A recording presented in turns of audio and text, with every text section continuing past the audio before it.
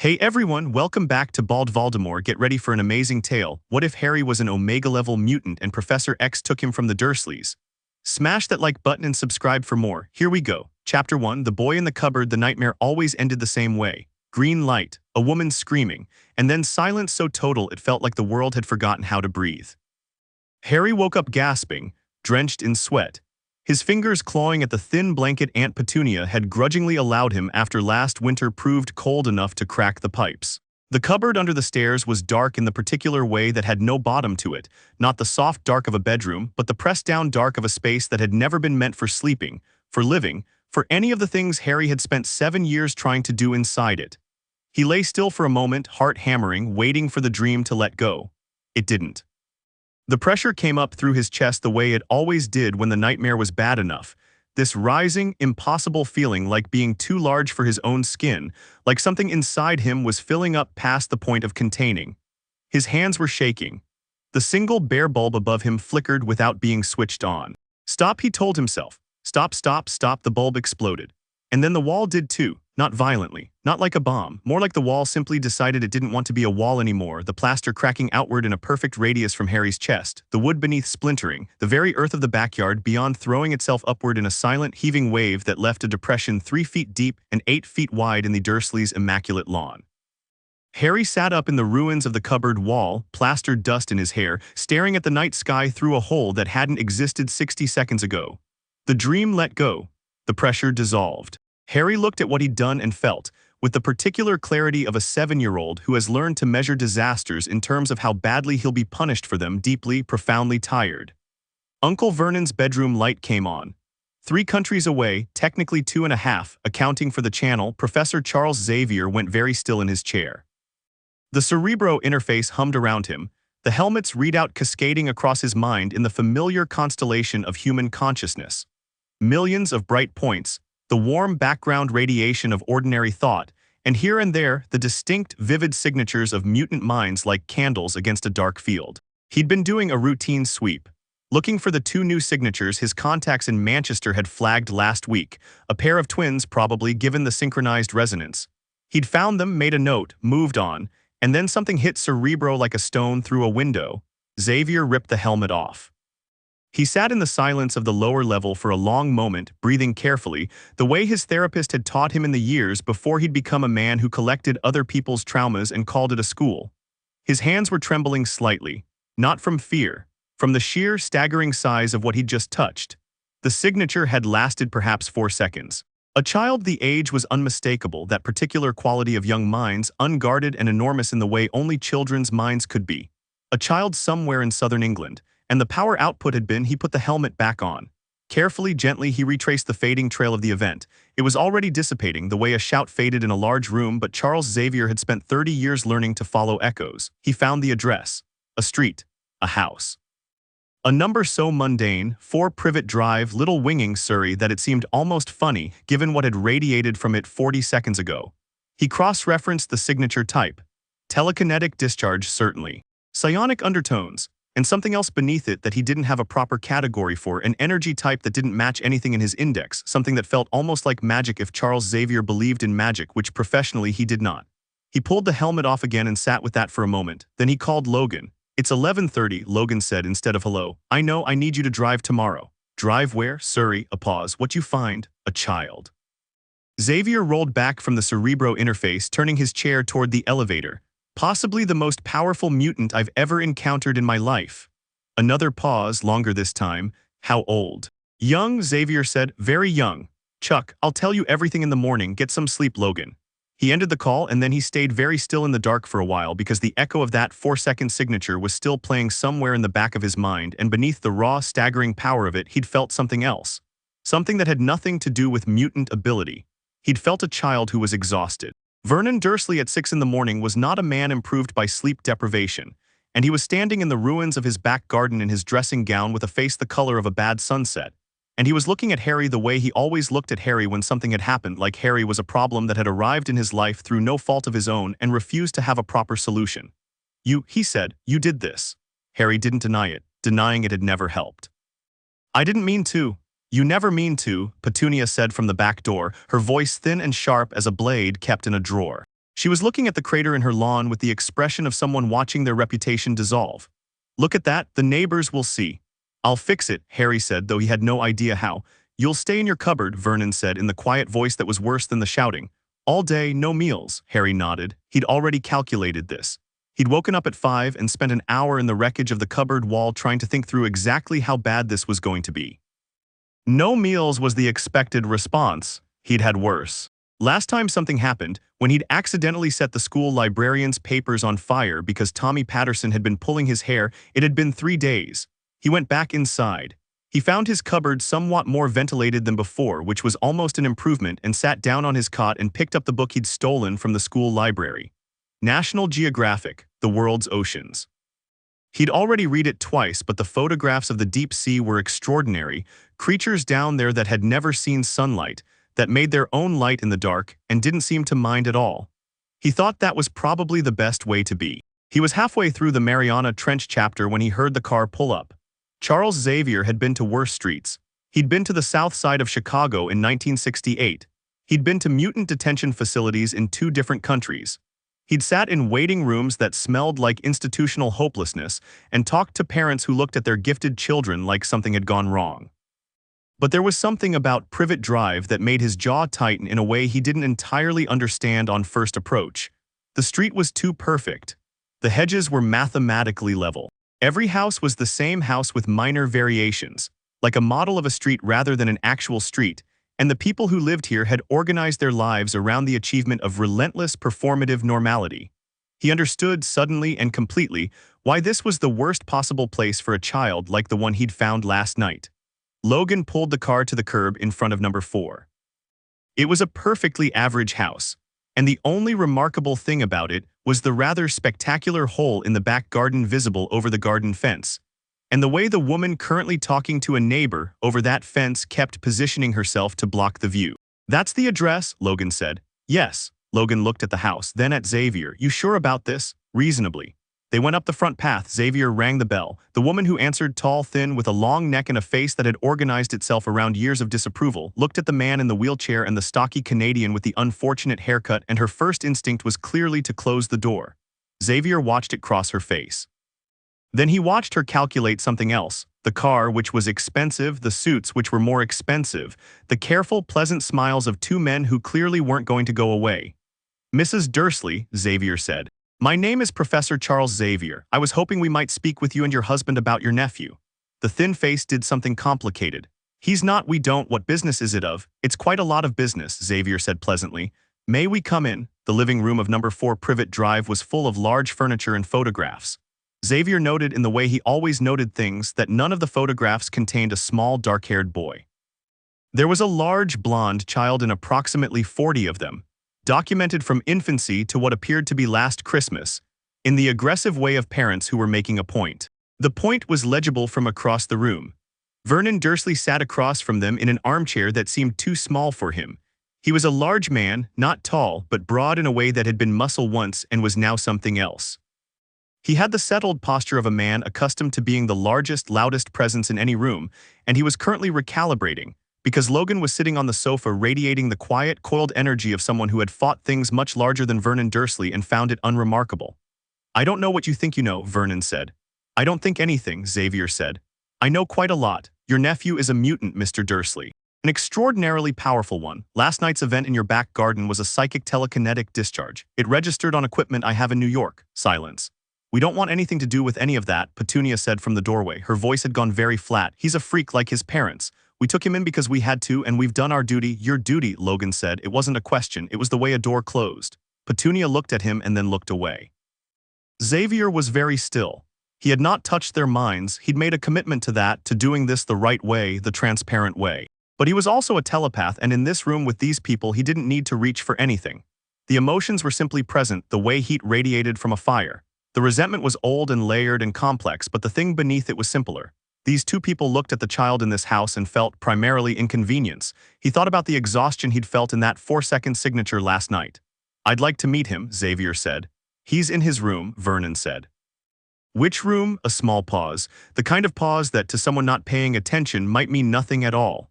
"Under the stairs," Petunia said. Logan made a sound. It was very quiet and very controlled, and it still made Vernon Dursley shift in his armchair.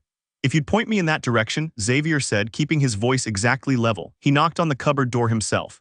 Logan stayed in the hallway behind him, close enough for whatever this required, far enough to let it happen properly. There was a pause inside, then a small voice, "I didn't do it on purpose." Xavier felt something happen in his chest. "I know," he said. "I'm not here about last night. My name is Charles Xavier. I'm not from the school and I'm not from social services. I'd just like to talk if that's all right." Another pause, longer. The cupboard door opened. Charles Xavier had met many extraordinary children. He had learned over 30 years of running a school for gifted young people to manage his reactions, to present the calm, welcoming face that a frightened child needed to see regardless of what he was actually feeling. He managed it now, just barely. Harry Potter was small for 7, genuinely small, the kind of small that came from not eating properly rather than genetics. He had a chaos of dark hair, a plaster on his chin that hadn't been changed recently enough, and glasses with a cracked left lens held together with what appeared to be a piece of tape from a cereal box. He was wearing clothes that had been made for someone twice his size, and he was carrying a library book about ocean trenches. His eyes behind the cracked glasses were very green and very alert, not frightened, not friendly either, just watchful. The eyes of someone who had learned to assess before committing to any reaction at all. Those eyes moved from Xavier's face to his wheelchair to his face again with no particular surprise. They moved to Logan in the hallway, cataloged him, and returned. "You came a long way," Harry said. He had a matter-of-fact voice for a 7-year-old. "That car has American plates." "You noticed that," Xavier said with the particular warmth that he reserved for moments like this. "Yes, we did. What do you want?" "To talk. And after that, if you're interested." Xavier paused, making sure Harry was looking at him before he finished, making sure this landed properly. "To offer you somewhere else to be." Harry looked at him for a long moment. Then he looked down the hallway at his aunt and uncle, who were hovering near the kitchen door with the expressions of people who had realized they were no longer the most powerful force in their own house. He looked back at Xavier. "Can I bring my book?" he said. Xavier spoke to the Dursleys for 40 minutes while Logan sat with Harry in the back garden. He didn't threaten them. He didn't need to. He explained in clear and reasonable terms what Harry was capable of, and what would happen not from Xavier personally, but simply as a matter of physics, if Harry continued to develop in an environment that was providing him with approximately nothing in the way of stability, care, or adequate nutrition. He told them what he had found in this house. He said it quietly. He said it without raising his voice. Vernon Dursley said at one point that Harry was a problem they'd never asked for, that Lily had always been strange, that magic and mutations and all of it were just different names for the same unnatural business, and that frankly the world would be better off if— "Finish that sentence very carefully," Xavier said. Vernon didn't finish it. The guardianship paperwork was straightforward. Xavier had brought it because he'd understood what he was walking into before he'd walked into it. He had lawyers. He had resources. He had above all the calm certainty of a man who had encountered genuine evil in his life and had learned to distinguish it from mere smallness. And what he was looking at in this living room was smallness, cramped and self-protective and too frightened of the unusual to be anything but cruel to it. The Dursleys signed. Petunia did it without looking at the paper. Vernon did it with the expression of someone setting down a heavy object they'd been waiting to put down for years. Neither of them said goodbye. Logan had found a clear patch of garden near the fence, away from the crater, and he'd sat down on the grass without apparent concern for his jacket, which was the kind of jacket that had survived much worse than Surrey. Harry was sitting across from him with the ocean book in his lap. "So you can lift things," Logan said, "with your mind." "Sometimes," Harry said. "I don't always mean to. Most things worth doing you don't always mean to first." Logan looked at the crater. "That's a big hole for someone your size." "I know." Harry looked at it too. "Uncle Vernon's going to be furious." "He's going to be someone else's problem," Logan said. "You're coming with us." Harry went still. Looked at Logan with those watchful eyes. He agreed to that. Chuck has a way of making things clear. "What kind of place is it?" "School," Logan said. "Not like your school, better." "Do they lock you in cupboards?" The question was delivered flatly, without self-pity, just a request for data. Logan looked at the small, thin kid in the enormous clothes and felt something that had sharp edges. "No," he said. "No one gets locked anywhere." Harry appeared to consider this. "Do I have my own room?" "Yeah." "With a window?" "A few, probably." Harry nodded slowly, the way someone nodded when they were deciding whether to allow themselves to want something. "All right," he said, and opened his ocean book again as if the matter were settled. Logan watched him read for a minute. "What's your name, kid?" Harry said without looking up. "Harry Potter." "Logan," he paused. "You can call me Logan." "Are you a mutant too?" "Yeah." "What can you do?" Logan held up his hand. The 3 bone claws emerged from between his knuckles with a sound like, well, with a sound like that. Harry looked at them over the top of his book. His expression was one of genuine, undisguised scientific interest. "Does that hurt?" he said. "Every time," Logan said. Harry nodded, as if this confirmed something he'd suspected about the world. "Mine hurts too sometimes," he said, "when it comes out like pressure." He pressed a hand to his sternum to show where. "Does it scare you?" Harry thought about it honestly. "No," he said, "it scares everyone else." Logan retracted the claws. He looked at the sky over the perfectly terrible suburb of Little Winging and thought about the fact that Charles Xavier had been correct, as he was irritatingly often correct about what they would find here. "Then you're going to be fine," Logan said. The car pulled away from Privet Drive at 2:30 in the afternoon.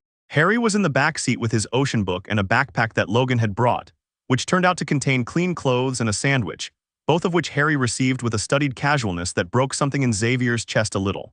He turned to look at Harry through the gap between the front seats. The boy was eating the sandwich with the focused attention of someone who hadn't eaten since yesterday and was pretending not to notice they were doing that. "There are some things I want to explain," Xavier said. "About being a mutant," Harry said, mouth full. "Yes, and about the school and about what we do there." "You help mutants," Harry said. "Apparently been thinking about it, because most people are scared of us. That's part of it. We also help young people learn what they are and what they can do so that it's a choice, not just something that happens to them." Harry looked out the window. The houses of Little Winging were giving way to a motorway, and the motorway was opening up into the kind of countryside that made England look briefly like it might be worth the trouble. "Can you read my mind?" Harry said. "I can," Xavier said. "I haven't. I wouldn't without your permission." Harry looked at him, checking. He had Xavier noticed a very good instinct for lies, the kind developed through years of needing to know when a punishment was coming. He clearly found nothing alarming in Xavier's face because he nodded and went back to the window. "Can you teach me to do that?" Harry said. "Read minds? In time." "What about?" Harry pressed his hand to his sternum again. "The other thing, the pressure. That will take longer to understand. You're doing something when you release that energy that I haven't quite seen before. We'll need to learn about it together." Xavier paused. "Is that all right?" Harry looked at him with those old, green, watchful eyes. "Nobody ever said together before," he said. Matter of fact, no complaint in it, just an observation about the world he had lived in until this afternoon. Xavier held his gaze. "Then I'll say it as often as you need to hear it." Harry looked back out the window. He didn't say anything. But he ate the rest of the sandwich, and after a while his shoulders dropped by about half an inch, which was, Xavier thought, the precise physical measurement of a 7-year-old boy deciding to believe something for the first time. Logan caught Xavier's eye in the rearview mirror, said nothing, but his jaw had unclenched. They drove north as the sun dropped toward the horizon, and somewhere around Birmingham Harry fell asleep against the window, the ocean book still open in his lap to the page about creatures who made their own light in the deepest, darkest water and didn't need the sun at all. Xavier reached back and gently moved the book so it wouldn't fall. The car carried them north, and Privet Drive fell away behind them like a bad dream dissolving in the morning. And in the back seat, Harry Potter slept without nightmares for the first time in as long as he could remember, not because the pressure was gone, but because for the first time in his life, he'd let someone else sit in the same room as it. Chapter 2, Extraordinary. The mansion appeared through the trees like a rumor becoming fact.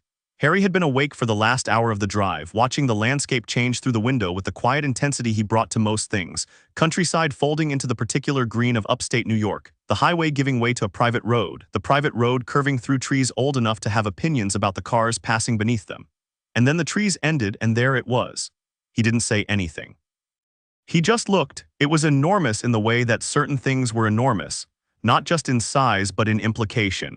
The kind of building that told you immediately and without subtlety that the person who owned it had decided that the world was large enough for large ideas. 3 stories of gray stone and long windows and a grounds that rolled away in every direction like the building had exhaled and the earth had moved accordingly. "Home," Logan said from the front. Harry kept looking. "How many people live here?" 30-something students right now. Staff varies. "All mutants?" Staff's mixed. "Students, yeah." Harry processed this. 30 children like him. 30 children who had presumably also broken things by accident or grown things that shouldn't have grown, or gone somewhere no one could follow them and come back changed. 30 children who had been told, in one way or another, that what they were was a problem. He felt something shift in his chest that wasn't the pressure, something lighter. "Right," he said and picked up his ocean book. The front door opened before Logan had finished parking, which Harry would later understand was because Jean Grey had been watching them come up the road from the second-floor window, and had sprinted downstairs to get there first. She was 16 and already the kind of person who walked into rooms and changed their temperature not deliberately, not yet, but with the unconscious force of someone whose interior life was significantly larger than their exterior. Red hair, sharp eyes, and a current of restless energy that crackled at the edges of things. She looked at the car, then at Xavier rolling up the path, then at Logan, and then her gaze dropped to the small boy walking beside them and she went absolutely still. Harry looked back at her, patient, waiting. "He's the one you called about," she said to Xavier. "Jean," Xavier said mildly. "I felt something last night," she said, and her eyes didn't leave Harry. "From here, just for a second, I thought it was a dream." She crouched down to Harry's level, which Harry noted she did without condescension, just making herself available. "What's your name?" "Harry, I'm Jean. What you did last night, I felt it like a bell ringing, but the bell was the size of the moon." Harry thought about this. "I was having a nightmare," he said. "What about?" "Green light." Jean's expression did something small and complicated. "Mine's fire," she said, "when it's bad." She stood and something had shifted in her face, a decision quick and certain. "Do you want the tour?" Harry looked at Xavier, not for permission, for confirmation. Xavier nodded. "Okay," Harry said, and followed Jean Grey into the mansion. The tour was comprehensive and opinionated. Jean told him about the school with the ease of someone who had been here long enough to love it without sentimentality. Here was the library, which had 3 rooms and more books than the Surrey public library system combined. Here was the kitchen, where the cook, a large warm woman named Agatha who wasn't a mutant and didn't care who was, made breakfast at 7 and dinner at 6 and left snacks out between because she had 30 growing kids to feed and she took this seriously. Here were the labs where Dr. McCoy worked, and you could go in if you knocked and he said yes. And you almost always said yes because he was extraordinary and Harry would like him. Harry did in fact like Hank McCoy immediately. The doctor was large and blue and covered in fur and he was sitting at a lab bench reading 3 academic papers simultaneously while something beeped on a machine to his left. And when Jean knocked on the glass, he looked up over a pair of reading glasses that were precariously balanced on the end of his very impressive nose and said, "Ah, the new arrival. Come in, Jean, don't touch the yes, that thing." Jean removed her hand from something that was pulsing with a faint purple light. "Harry Potter," Harry said, offering his hand. Hank shook it with great ceremony. "Dr. Henry McCoy, you may call me Hank. Everyone calls me Hank. The professor calls me Henry when I've done something he considers inadvisable, which is fairly often," Jean said. "More often than I'd like," Hank agreed pleasantly. "Sit down, both of you." He looked at Harry with the frank, delighted attention of someone who found new data genuinely exciting rather than threatening. "You gave Cerebro quite a shock last night." "I didn't mean to." Extraordinary things rarely announce themselves politely. Hank took his reading glasses off and polished them on his fur, which Harry thought probably defeated the purpose but said nothing. "Can you feel it now, the energy?" Harry considered. He pressed his hand to his chest. "Always," he said. "It's like something full, like a glass that's almost at the top." Hank and Jean exchanged a look. "What?" Harry said. "Nothing yet," Hank said. "Come back and see me tomorrow and we'll do some proper readings, nothing invasive, just instruments. You'll find it interesting." He looked at Harry over the restored reading glasses. "You strike me as someone who finds things interesting." "Usually," Harry said. "Splendid, off you go then, I have papers to disapprove of." Her name was Rogue, and she was sitting alone on the stairs to the 3rd floor, which was where she often sat, because it was between floors in a way that felt honest about her position in the world. She was 13 with a streak of white in dark hair that she'd stopped trying to cover 6 months ago, and she was wearing gloves indoors, which was the first thing Harry noticed, and she was reading a paperback novel with her knees pulled up to her chest, which was the second thing. She looked up when Jean and Harry came up the stairs. "This is Harry," Jean said. "Harry, this is Rogue," the girl said. She looked at Harry. "Don't touch me." "Okay," Harry said without any particular drama. Rogue blinked. Most new students either asked why immediately or went carefully neutral in the way that managed to make things worse. Harry simply took the information and reorganized around it. "You can sit here if you want," she said after a second. "Jean always makes people do the full tour first and it takes forever and your feet are probably tired." Harry's feet were in fact tired. He sat on the step below Rogue, not crowding her, just occupying the available space, and looked out the tall window at the grounds below. Jean leaned against the banister and watched them both with the expression of someone storing data. "What's your power?" Rogue asked. She had a southern accent that she was aware of and slightly defensive about, which Harry could tell from the way she sometimes swallowed the edges of it. "I don't entirely know yet," Harry said honestly. "Moving things. Sometimes feeling things other people feel, and something else that I can't describe properly. That's 3 things. I know." Rogue looked at him. "I absorb people, touch them and take what's in them, memories, feelings, powers. It doesn't turn off." She said it the way she'd learned to say it, quick and flat, preempting pity. Harry nodded. "That sounds lonely." It wasn't pity, it was just accurate. Rogue looked at him for a moment with those careful eyes. "Yeah," she said, "it is." "Mine scared everyone," Harry said, "before, every time something happened." He looked out the window at the grounds. I've never been somewhere where everyone's already weird. Rogue made a sound that was almost a laugh. We don't usually say weird. I know, I like it better. Jean was smiling at the banister. Your room's on the second floor, Rogue said. Third door on the left, it's got 2 windows. Harry looked at her. How do you know which room? I asked the professor yesterday when he called ahead. She went back to her book. You looked like someone who'd want windows, don't make it weird. Harry looked back out at the grounds, and at the late afternoon light coming through the window and decided that he already liked this place, and that Rogue was already his friend, and that the glass inside his chest was still full to the brim, but that here, for the first time, it felt like fullness rather than overflowing. His room had 2 windows, both facing east, which meant morning light, which meant he'd know every day when the world was starting again. The bed was real, full-sized, with actual pillows and a comforter that was thick enough to mean something. There was a desk, a bookshelf empty and waiting, a lamp he could turn on himself. Harry stood in the middle of the room for a long time. Then he put his ocean book on the shelf and sat on the edge of the bed and bounced once, experimentally. He bounced 3 more times because no one was watching and it felt like something he was owed. Dinner was chaos organized around a long table. 30-something people, students ranging from 10 to 18, a few adults scattered through, and the volume was extraordinary and nobody was controlling it, which Harry found disorienting for about 4 minutes and then deeply, unexpectedly wonderful. There were arguments about homework and someone was levitating the salt shaker without thinking about it, and a boy across the table from Harry introduced himself as Bobby and immediately demonstrated his power by freezing Harry's water glass solid, which he clearly thought was a reasonable greeting and which Harry met by staring at the glass until it exploded back to liquid, which made Bobby's eyes go wide. How'd you do that? I don't know, Harry said, which was honest. That's amazing. Thank you, Harry said a little stiffly. He hadn't received many compliments and was still working out the mechanics of accepting them. Scott Summers sat at the end of the table nearest the door, in a position that Harry recognized as the one you chose when you needed to be able to move quickly. He wore a visor that was clearly doing something important, and he looked at Harry with the measured assessment of someone whose job it was to understand tactical situations. Scott, he said. Harry, I've heard about you. From who? The professor. Hank. Scott paused. Jean. What did they say? Scott looked at him for a moment. That you're going to need a proper training schedule starting Monday, he said, which Harry recognized as a compliment from someone who expressed things that way. Across the table, Jean raised an eyebrow at Scott. Scott went back to his food. Xavier sat at the head of the table with a cup of tea and the particular expression of someone who watched people he loved figure out how to be in the same world together and found it quietly, privately wonderful. He caught Harry's eye once during dinner, raised his cup slightly, and Harry, not entirely sure what he was doing, raised his water glass back.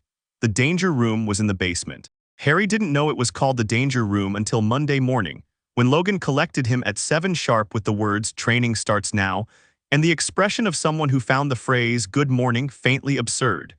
It was, Harry decided upon entering, extremely well named. The room itself was a large, clean, featureless white cube with holographic projectors in the ceiling and floor and enough computing power, Hank had explained cheerfully in the hallway, to simulate approximately any environment, threat, or scenario that Charles Xavier could imagine, which turned out to be quite a range. The assessment session had been scheduled for 2 hours. Logan was running it. Hank was in the observation room above, monitoring his instruments. Xavier was there too, in the back with coffee. Scott was standing at the observation window with his arms crossed and the expression of someone who had been told something significant and was now evaluating whether he believed it. "All right, kid," Logan said in the middle of the room. "Let's see what you've got. Nothing fancy, just do something." Harry was wearing the school's training uniform, dark, fitted, practical. He looked around the empty white room. He looked at Logan.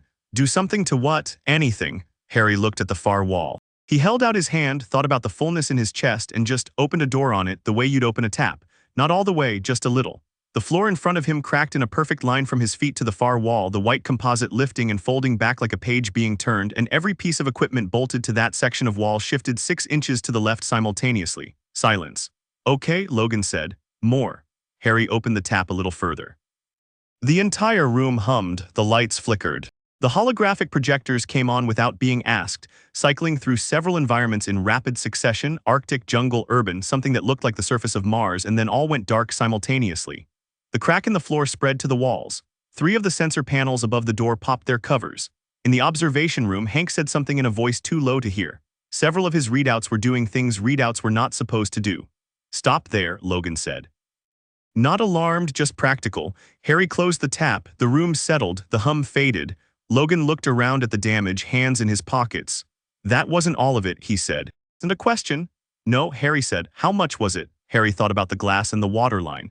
Maybe 20%, he said, which was probably generous in the direction of less. In the observation room, Scott turned away from the window and looked at Xavier.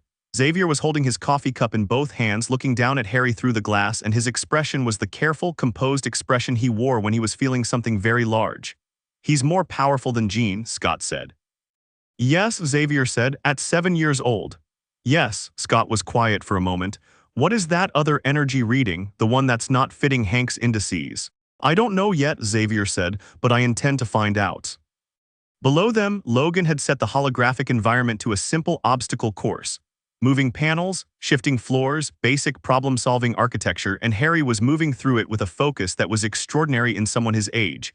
And twice he did things that weren't on the telekinetic index, wasn't on the telepathic index, wasn't on any index Hank McCoy currently had open on his 3 simultaneous monitors, and was instead something that made the energy readings spike in a frequency range that Hank kept having to expand the chart to accommodate. The third time it happened, Harry absorbed the impact of a falling panel that should have knocked him sideways, absorbed it the way you'd catch a ball, pulling it into himself, and then turned and directed it outward at the obstacle in front of him with approximately 3 times the force it had arrived with, and the obstacle, which had been calibrated to withstand a direct hit from Logan himself, simply ceased to be an obstacle. Hank sat back in his chair and said very quietly, "Oh my."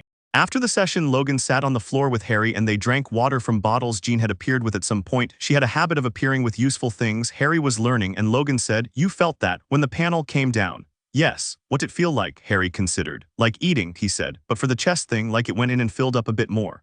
And when you pushed it back out, it went out bigger, I don't know why." Logan looked at the destroyed obstacle. "It went out bigger," he repeated, in the tone of someone filing information that they'd need later. "Is that bad?" Harry said. "Opposite of bad." Logan took a long drink of water.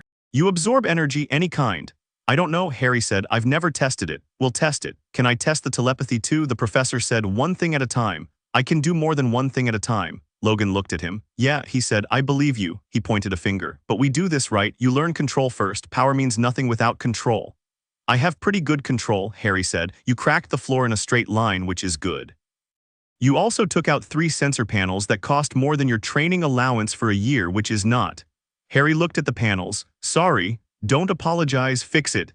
Harry looked at the panels. He reached out with the same careful tap, less than he'd used before, much less, and the covers lifted from the floor and moved back to their housings and clicked into place.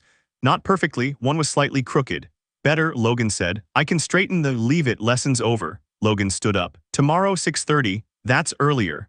"Yeah, you got somewhere to be." Harry thought about the cupboard under the stairs and the particular quality of 6:30 in the morning in that space, which had been the worst time of day. He thought about the room upstairs with 2 windows and east-facing light. "No," he said, 6:30's fine." He found the telepathy himself at 11:15 on a Tuesday night. He hadn't meant to. He'd been lying in bed with the lights out, doing the thing he sometimes did where he held very still and let the fullness in his chest just sit there without trying to control it, because Logan had said control first, but Harry's private interpretation of this was that you had to know what you were controlling before you could control it, and knowing required listening. He was listening, and the house came in. Not all at once, it arrived in layers, the way heat did from a radiator, the way music came through walls. First it was just feeling. The warm background hum of 20-something people asleep or nearly so, the particular texture of resting minds, the comfortable weight of a building full of people who were, by and large, at peace with where they were tonight. Then it separated into individual threads. Logan, not asleep, never really asleep, something low and watchful even in his most relaxed state. An old wariness, kept so long it had become structural rather than reactive. Jean 3 doors down, half dreaming, and in the dream there was fire at the edges, far off, not threatening yet, but present the way a storm was present when it was still on the horizon. Harry touched the edge of it carefully and retreated, not his dream to be in. Rogue, awake, reading. The texture of her mind was unusual, layered like sound mixing, multiple voices and registers and harmonic threads woven through her own. Harry had a sudden, visceral understanding of what her power felt like from the inside, and he pulled back gently, feeling like he'd walked into a room he hadn't been invited to and found it more intimate than he'd expected. And Xavier in his study on the ground floor, awake, writing. His mind was the most extraordinary thing Harry had touched, vast and ordered like a library where every book was also a person. Warm, complicated. Carrying the weight of 30-something sleeping children with something that felt like gratitude was the closest word Harry had for it. Xavier was grateful for every one of them, for this room full of people the world had tried to reduce. Harry touched the edge of Xavier's mind for just a moment, barely a whisper, not reading, just present. Xavier looked up from his desk. He didn't look toward the door. He looked up toward the ceiling, toward the second floor. And he smiled the way someone smiled when they heard a sound they'd been hoping to hear. Harry pulled back entirely, heart going fast. He lay in the dark with the east-facing windows and the thick comforter and thought about what he'd just done, the range of it, the resolution of it, the way every mind in the house had been simultaneously present and separate and distinct, not overwhelming, not a flood, just people. All their weight and warmth. All the complicated, specific business of being them. He had been inside a cupboard under the stairs for 7 years. He had thought, in the way children who have been given very little to think otherwise can't help thinking, that the world was cold and small and made of punishments. He lay in his room in Xavier's mansion and let the warmth of 30 sleeping minds wash over him and understood, for the first time and with the complete certainty of bone-deep knowing, that the world was not cold at all. It was enormous. It was full of people, and he could feel all of them. He fell asleep with that feeling spreading through him like sunlight through water, warm all the way down to the bottom. In his study, Charles Xavier sat for a moment with his pen still in his hand, feeling the last trace of Harry's telepathic presence fading from the edge of his mind. Then he wrote, in his private journal, a single sentence. He found it himself. He closed the journal. He turned off the desk lamp, and in the comfortable dark of his study, surrounded by the lives he'd built and the children he'd chosen, he allowed himself to feel something he worked hard, usually, to keep in proportion. Hope. Chapter 3, The Letter. It arrived on a Thursday. Harry was in the middle of breakfast, actual breakfast, eggs and toast and orange juice. The kind of meal he'd now had every day for 3 weeks and still caught himself being surprised by. When the owl landed on the window ledge with the confidence of something that had been sent by someone accustomed to being obeyed. It was a large tawny owl, very serious about itself, and it had a letter attached to its leg with wax the color of old blood. The table went quiet in the way tables did when something happened that didn't fit the established physics of the room. Bobby's fork stopped halfway to his mouth. Jean looked up from her book. Rogue, who had been sitting next to Harry and explaining, in considerable detail, why the novel she was reading was superior to anything else published in the last decade, stopped mid-sentence. Harry looked at the owl. The owl looked back at Harry with the unbothered authority of a bird who had delivered correspondence to worse addresses. "Is that," Jean said slowly, "a postal owl?" "Apparently," Harry said. He reached over and untied the letter. The wax seal on the back showed a large letter H over 4 animals quartered in a shield: lion, snake, badger, eagle. The envelope was addressed in green ink, in handwriting that moved with a kind of formal elegance that suggested its writer had very strong opinions about penmanship. Mr. H. Potter, 2nd floor, 3rd door on the left, Xavier's School for Gifted Youngsters, Salem Center, New York. Harry stared at that for a moment, then at the owl, then back at the letter. "It knows what room I'm in," he said. "That's the unsettling part you're leading with," Bobby said. Harry opened the envelope. The letter inside was written on thick parchment, also in green ink, and began, "Dear Mr. Potter, we are pleased to inform you that you have been accepted to Hogwarts School of Witchcraft and Wizardry." Harry read the whole thing twice. Then he folded it very carefully and put it in his pocket. The owl, its duty discharged, helped itself to a piece of Harry's toast and left. "Well," Rogue said, "there's another school," Harry said. "Apparently I've been accepted." "What kind of school?" Harry considered how to describe it. "Magic," he said. The table was very quiet. "Right," Bobby said. "There's a list of supplies," Harry said, "including a cauldron." "Harry," Jean said carefully. "What exactly?" "I'll tell the professor," Harry said, and picked up his orange juice and finished it, because whatever was about to happen was going to be better faced with a complete breakfast. Xavier read the letter with the expression of a man encountering information that reorganized several things he thought he understood. He read it twice, the same way Harry had. Then he set it on the desk and looked at Harry, who was sitting in the chair across from him with the patient watchfulness of someone who had learned that adults needed time to arrive at things. "You know," Xavier said, "I had a theory about the energy type that doesn't fit Hank's readings."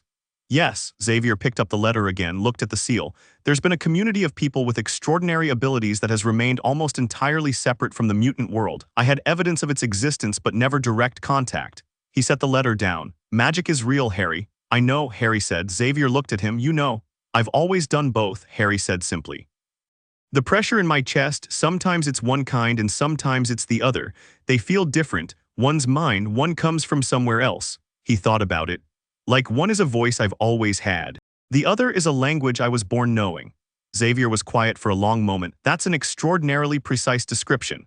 I think about it a lot. You think about everything a lot. Xavier leaned back in his chair. The question is what you want to do. Hogwarts appears to be a full-time boarding school. You'd be leaving here at least during term. I'm not leaving, Harry said, just that. No drama in it, no petition, just a statement of fact. You might want to at least consider. I'm not leaving, Harry said again, and his voice was the same, but there was something in it that was like the deep note a building made during an earthquake, felt more than heard. I've been here 3 weeks. Logan's teaching me, Hank's teaching me, Rogue is my friend. He paused. You're teaching me. I'm not going to a different school because an owl told me to. Xavier looked at him for a moment, then he said, I'm going to have to speak with someone. From the magic school, from the magical world. I have a name. I've had it for some years but never had occasion to use it. He opened a drawer. Someone I've been told could be trusted. Though I confess I had reasons to question that before this morning, and I have more now. Who? His name is Albus Dumbledore, Xavier said, and I suspect he's been expecting this letter to reach you for quite some time. Dumbledore arrived 4 days later. He arrived by car, which surprised Harry, who had been half expecting something with more ceremony, an owl or a crack of displaced air, or a man stepping out of a fireplace. But it was an ordinary black car pulling up the drive, and from it emerged a tall, thin man with a beard that had committed entirely to its own project, half-moon spectacles and robes that managed to be simultaneously ancient and entirely self-possessed, as if they'd decided the 20th century was optional. He looked at the mansion with an expression Harry couldn't read from the second-floor window. Something between recognition and calculation, possibly both. Harry went downstairs. Logan was already in the entrance hall when Dumbledore came through the door, and the two men looked at each other with the immediate, wordless appraisal of people who recognized in the other something significant. You must be the professors, Dumbledore began. Logan said, you can go through. It wasn't quite a welcome. Dumbledore accepted it with the grace of someone accustomed to being in rooms where not everyone was pleased to see him. Xavier was in the study. Tea had been prepared, which meant Agatha had been briefed, which meant Xavier was treating this as a meeting that required the specific formal warmth of hot beverages. Harry knew the taxonomy of these things now. Tea meant I am taking you seriously and I expect you to take me seriously. Dumbledore settled into the chair across from Xavier with the ease of someone who had held a great many conversations and a great many studies, and he looked at the man in the wheelchair and the measuring intelligence in his eyes, and he seemed to make a decision. You found him first, Dumbledore said. I did, Xavier said. I confess I had arrangements in place. A letter for his 11th birthday. A guide to take him through Diagon Alley, explain his heritage, introduce him to everything. He paused. It would appear circumstances moved faster than my timeline. Was 7, Xavier said, and living in a cupboard. The word cupboard landed in the room and sat there. Dumbledore looked at his tea. Something moved through his face, not guilt precisely, but the close relative of it. The thing that lived next to guilt in people who had made decisions they were certain were right and were now holding those decisions up to different light. I believed, Dumbledore said carefully, that his mother's sacrifice, the blood protection it created, required him to be with her sister. That his presence with Petunia maintained the charm. The charm, Xavier said, a powerful magical protection keyed to blood, as long as he called that house home. He was 7 years old and living in a cupboard, Xavier said again, and his voice had not changed at all, which was worse than if it had. When I found him, he hadn't eaten in 2 days. His glasses had been broken for 3 weeks. He had bruises on his arms that the Dursleys described as clumsiness. He set his cup down. Your protection charm kept him in that house and you built a plan around it. Dumbledore was quiet. How long? Xavier asked. Since he was 15 months old, Dumbledore said. The silence that followed was the particular silence of a room where something had been said that couldn't be walked back from. I made decisions that were, Dumbledore started. Made with the best of intentions, Xavier said. Yes, that's always the hardest kind. He leaned forward slightly. Because good intentions can be used to justify almost anything, including leaving a child in the dark. There is a war coming, Dumbledore said, and his voice had changed, harder now, the velvet off, something older underneath. Tom Riddle Voldemort is not gone. He is diminished but not gone. And Harry is central to what comes next in ways that he's 10 years old, Xavier said. He is also he is 10 years old. The room was quiet again. Outside in the hall, Logan stood with his arms crossed and his jaw set. He'd been listening, and he'd been quiet the way he was quiet when he was deciding whether a situation required him to do something about it. What does he want? Dumbledore said finally. His voice had gone soft, not defeated. This was not a man who did defeat, but something that was genuinely asking. What does Harry want? That, said a voice from the doorway, is a really good question. Everyone looked. Harry was standing in the doorway with his hands in his pockets and his green eyes very clear behind his new glasses. Hank had fixed the lens on his second day. Just sat down with the frames and a set of tools and done it without being asked. He looked at Dumbledore with the direct, assessing gaze that he turned on anything he needed to understand. "Harry," Xavier said without surprise because he'd felt him coming. "I've been in the hall," Harry said. He walked into the room and stood between the two chairs, not taking sides physically, just present. He looked at Dumbledore. "You're the one who put me with the Dursleys." "I am," Dumbledore said. "And you knew," Harry said. "You knew what they were like." Dumbledore's expression was careful. "I hoped you made a decision about my life based on what you needed," Harry said, not angrily, worse than angry, clearly. "You needed a weapon. So you put me somewhere that would make me desperate enough to want to fight." "That is not," Dumbledore stopped himself, looked at Harry for a long moment. "That is not entirely untrue," he said quietly, and there was something in him that shifted when he said it, something that had been held very upright for a very long time. Harry looked at him. He looked at him the way he looked at things he was trying to understand all the way down. "I believe you thought it was necessary," Harry said. "I don't think you're a bad person. I think you looked at a situation and saw the pieces and moved them where you needed them to go." He put his hands back in his pockets. "I do that sometimes too. It's not a good habit."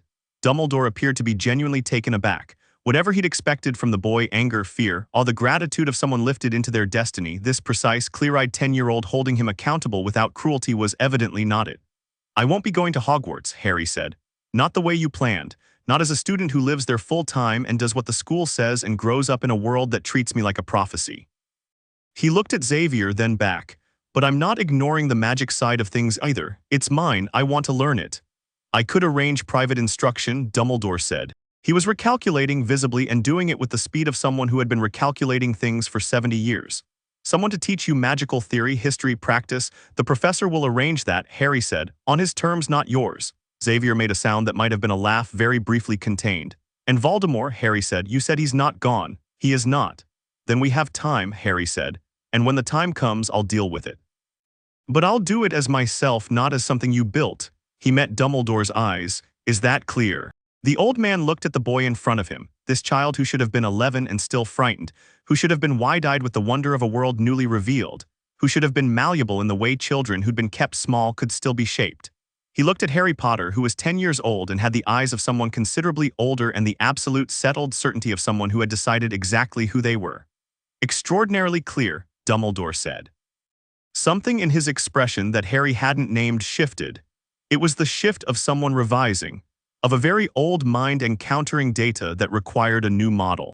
"I wonder," Dumbledore said slowly, "whether I may visit again, not to argue, not to arrange." He looked at Xavier. "Simply to know him, to be known." Xavier looked at Harry. "Fine," Harry said, "but call ahead." Logan walked Dumbledore out. At the door, the old wizard stopped and looked at the grounds, the long grass, the late afternoon light, the sound of students somewhere beyond the trees, the distant crack of something being tested in the back training area that was probably Bobby overdoing it again with the ice. "He's remarkable," Dumbledore said. "Yeah," Logan said, "I did him a great wrong." "You did." Logan's voice wasn't kind, but it wasn't without room. "He's not the type to hold it over you, doesn't mean it didn't happen." "No," Dumbledore said. "No, it doesn't." He turned his spectacles on Logan. "What is he precisely? I've never felt a presence like his. The magic is there, clearly strong, very strong, but there's something else beneath it." "He's a mutant," Logan said. "Omega level, probably the most powerful one on Earth right now." "Omega level," Dumbledore repeated. "I confess I'm unfamiliar with the classification." "Think of it like this," Logan said. "There's powerful, then there's dangerous, then there's this. Omega means the ceiling hasn't shown up yet." He looked at the old man squarely. "And he's 10. So whatever you were planning to use him for, you should know he's going to outgrow the plan." Dumbledore looked at the mansion, at the windows, at the specific window on the second floor where a small dark shape could just be seen, Harry watching. "Perhaps," Dumbledore said quietly, "that was always true." He got in the car. Logan watched it go down the drive. Then he went back inside to tell Harry that Voldemort was a problem they'd get to, and that in the meantime they had a 6:30 session tomorrow and Harry had been sloppy on the energy redirection in the last drill. And that wasn't a conversation that could wait. Harry spent that evening in the library with Rogue, who had found a stack of books on magical theory from somewhere. Xavier's collection, it turned out, was broader than Harry had appreciated, and there was an entire section in the East Wing that Hank had catalogued as anomalous empirical phenomena, non-mutant origin, and they read together in the way they'd begun doing most evenings, side by side and occasionally reading bits aloud to each other. The fundamental distinction between mutant ability and magical practice, Rogue read, in the mock academic voice she used for dense texts, remains a matter of considerable debate among researchers in both communities, most of whom do not acknowledge the other community exists. That's embarrassing for everyone, Harry said. Listen to this bit. Some theorists propose that both phenomena arise from the same underlying biological source, differentiated only by method of expression, one intrinsic and continuous, the other learned and ritualistic. She looked at him over the book. That's you basically. Hank said something like that. What do you think they feel like, the difference? Harry considered. He held out one hand and let a small amount of the telekinetic energy push the bookshelf across from them back by about 2 centimeters. Then he did something else, reached for the other thing, the older feeling, the one that felt like a language rather than a voice, and the candle on the table between them flared twice as high in gold instead of orange. Rogue watched with her chin on her knees. One's like breathing, Harry said. Just something that happens when I decide it should. The other one is like, he thought, like singing, like I have to mean it differently, feel it from a different part. And together, Harry looked at the candle. He let both things run at the same time, carefully, just a thread of each, and the candle flame rose and steadied and then began rotating slowly on its wick, a tiny, perfect vortex, warm and controlled and golden. Rogue stared at it. Together, Harry said, it feels like being whole. Rogue looked at him, then at the flame. Her expression was the one she had when something mattered and she was deciding whether to say so. I'm glad you're here, she said. Me too, Harry said. The flame kept turning. Outside, the night came down over the mansion and the grounds, and the 30-something lives inside. And in the library, 2 kids sat with their books and their borrowed candlelight. And the world, for this particular evening, was exactly the size it needed to be. 3 weeks later, a magical tutor arrived. His name was Remus Lupin, and he came with a letter from Dumbledore and a quiet, slightly threadbare dignity that Harry recognized immediately as belonging to someone who had spent years being looked at sideways by the world for something they couldn't help. He was a werewolf. He mentioned it himself at the door before Xavier could navigate to it. I should tell you what I am before we begin, because I've found it goes better when I'm not the one keeping the secret. Harry liked him immediately in the same way he'd liked Rogue. You knew my parents, Harry said, after Xavier had left them in the library with tea. I did, Remus said. He had gray in his hair that hadn't been there at 30, and careful eyes, and the precise, engaged way of speaking that belonged to someone who had been a teacher long enough for it to become the thing they were most themselves doing. Your father was my best friend. Your mother was, he paused. She was one of the finest magical minds I ever encountered, very powerful, completely unbothered by convention. I'll take that, Harry said. Remus looked at him, looked at the green eyes, the dark hair, and something else, something beneath the surface of the boy. He'd been warned by Dumbledore that Harry was unusual. He was realizing in the first 3 minutes that unusual was doing significant work in that sentence. What do you want to learn first? Remus asked. Everything, Harry said, but start with what's mine, my family's history, the war, what actually happened. That's a large place to start. I've been lied to by omission for 10 years, Harry said pleasantly. I'd like to go in the other direction. Remus looked at him for a moment with the expression of a man confronting the exact, specific, slightly staggering reality of who James and Lily Potter had produced, and then he opened his bag and began to teach. Chapter 4. Magneto's offer. The letter arrived on a Wednesday, which Harry would later think was very deliberate. Not an owl this time. A plain white envelope slid under the door of Xavier's study sometime between midnight and 6 in the morning, which meant someone had been inside the mansion's grounds, past the security systems, past Logan's instincts, past Xavier's passive telepathic perimeter, and had left nothing behind except a single envelope addressed in a precise architectural hand, Professor Xavier, for the attention of Harry Potter. Xavier found it at 6:15. By 6:20, he was on the phone to Logan. By 6:30, Harry was sitting in the study eating toast. Agatha had appeared with it, reading the room correctly and reading the letter for the second time. It was not a threatening letter. That was somehow the most unsettling thing about it. Mr. Potter, you don't know me, though I know considerably more about you than you might find comfortable. I know what you are, both things that you are, and I know what was done to you before Professor Xavier found you. I know what is coming because I have been watching it come for decades. I am not writing to frighten you or to recruit you with promises. I am writing because you deserve to make informed decisions, and the people around you, well-intentioned as some of them are, have their own frameworks through which they will present your choices. I would like to present mine. If you are willing to meet on terms you set in a location you choose with whatever company you require, I will come. My name is Eric Laneshare. You may know me by another. Harry put the letter down. He looked at Xavier. Magneto, he said. Yes, he was in this building, apparently. And you didn't feel him. Xavier's expression was the one he wore when something had happened that he was going to think about for a long time. He has a very old and very practiced way of shielding himself from telepaths. I should have felt him at the perimeter and I didn't. A pause. That hasn't happened before. Logan, standing by the window, said nothing. The line of his shoulders said everything. Harry looked at the letter again, at the precise handwriting, at the deliberate reasonableness of the language, the way it had been constructed to preempt the obvious objections, to acknowledge rather than dismiss. He'd been around Xavier long enough to recognize what a careful and intelligent argument looked like. This was one. He's not wrong, Harry said. Harry, I'm not saying I want to go, I'm saying the letter isn't wrong. He held it up. He knows what I am, he knows what Dumbledore did, he's not threatening me or flattering me, he's asking. He set it down. That's more than most people have done. Logan turned from the window. He's dangerous. So am I, Harry said simply. Logan looked at him for a moment, then with the expression of a man conceding a point he didn't enjoy conceding, he looked away. I want to meet him, Harry said. Here, grounds, not inside, and Logan stays. I'll come as well, Xavier said. No offense, Professor, but I think he wants to talk to me, not you. Harry looked at him. And I think if you're there, it becomes about the two of you instead of about what he's actually saying. Xavier was quiet. The thing behind his eyes was complicated, not hurt, because Xavier was too old and too self-aware for that, but something honest. You're not wrong either, he said. The reply went under the study door that same night. Harry wrote it himself. Mr. Laneshare, the West Garden, Friday, 3 in the afternoon. Logan stays, you come alone. HPPS, if you bring anyone anyway, I'll know before you reach the gate and we won't have the conversation. The postscript was Logan's suggestion, which Harry had refined. On Thursday night, Rogue found Harry in the library and sat across from him and said, You're meeting Magneto tomorrow. It wasn't a question. Harry looked up from his book. News travels, he said. Scott is furious, Jean is worried, Bobby is telling everyone. She paused. What are you thinking? I'm thinking he has a position, Harry said. And positions should be understood before they're dismissed. His position is that humans and mutants are going to war and mutants should strike first. That's the summary version, Harry said. I want the full version from him. Rogue was quiet for a moment. She pulled her sleeves down, a habitual gesture, adjusting her gloves. What if he says something that makes sense? Then I'll have to make a real decision instead of an easy one, Harry said. That's okay. She looked at him. You're not scared of him at all, should I be? Rogue thought about Eric Laneshare, the file she'd read, the things she'd heard, the metal he could bend like paper and the cities he'd threatened and the very specific, very principled ferocity of a man who had seen the worst of what human beings could do and had organized his entire life around never allowing it again.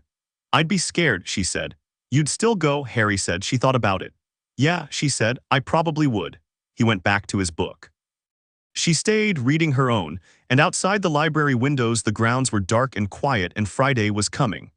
Eric Laneshare walked through the gate at exactly 3 o'clock on Friday afternoon, and he came alone. He was taller than Harry had pictured, broad-shouldered, with the contained, deliberate movement of someone who had spent a long time being precise about where their body was in space. Gray at the temples, a face that had been weathered into something harder than it had started as, and eyes that were gray-blue and very direct. He was wearing dark clothes, no helmet, no cape, nothing theatrical. He looked like a man who had decided that today was not a day for performance. He looked at Harry, who was standing in the West Garden with his hands in his jacket pockets, and something crossed his face that might have been surprise. Not at Harry's size, he'd known Harry's age, known what to expect in terms of physical presence. Something else.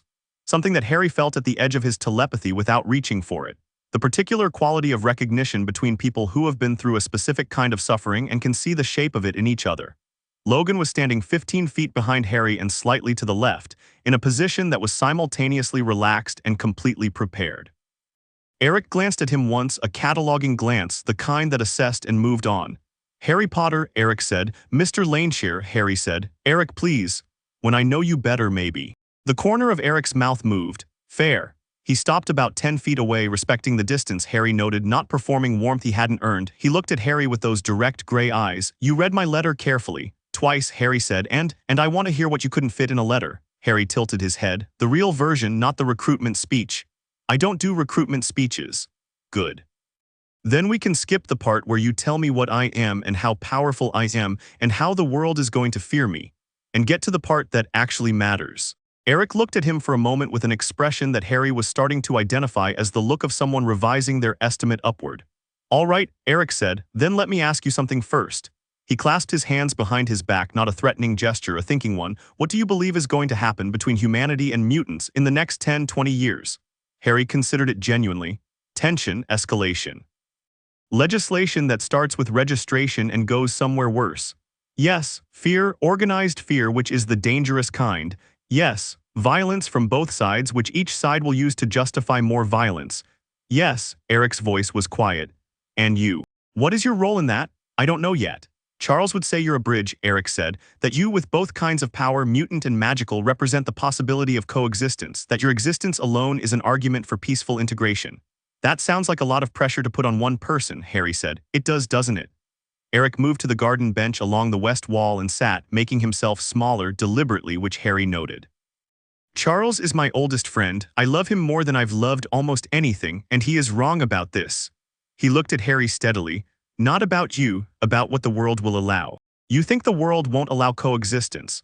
I think the world has shown me repeatedly and empirically what it does with groups it considers inferior or threatening. His voice was still quiet, but underneath it was the bedrock of something that had been there a very long time. I was 14 in Auschwitz. I did not survive it by believing in the goodness of institutions. Harry was quiet. I'm not telling you this for sympathy, Eric said immediately. I'm telling you because it's the foundation of my position and you said you wanted the real version. I know, Harry said. I'm listening. I believe in protecting our people, Eric said. I believe that we should not wait to be hunted again before we act. I believe that power should be held and used and not apologized for. He looked at Harry. And I believe that what you are, the full scope of it, is the most significant thing I have encountered in my life, including Charles. And you want me to use that power your way, Harry said. I want you to use it consciously, Eric said, rather than allowing others to define what it's for. Logan shifted behind Harry. Harry didn't look back. Here's what I think, Harry said. He walked to the other end of the bench and sat, leaving space between them.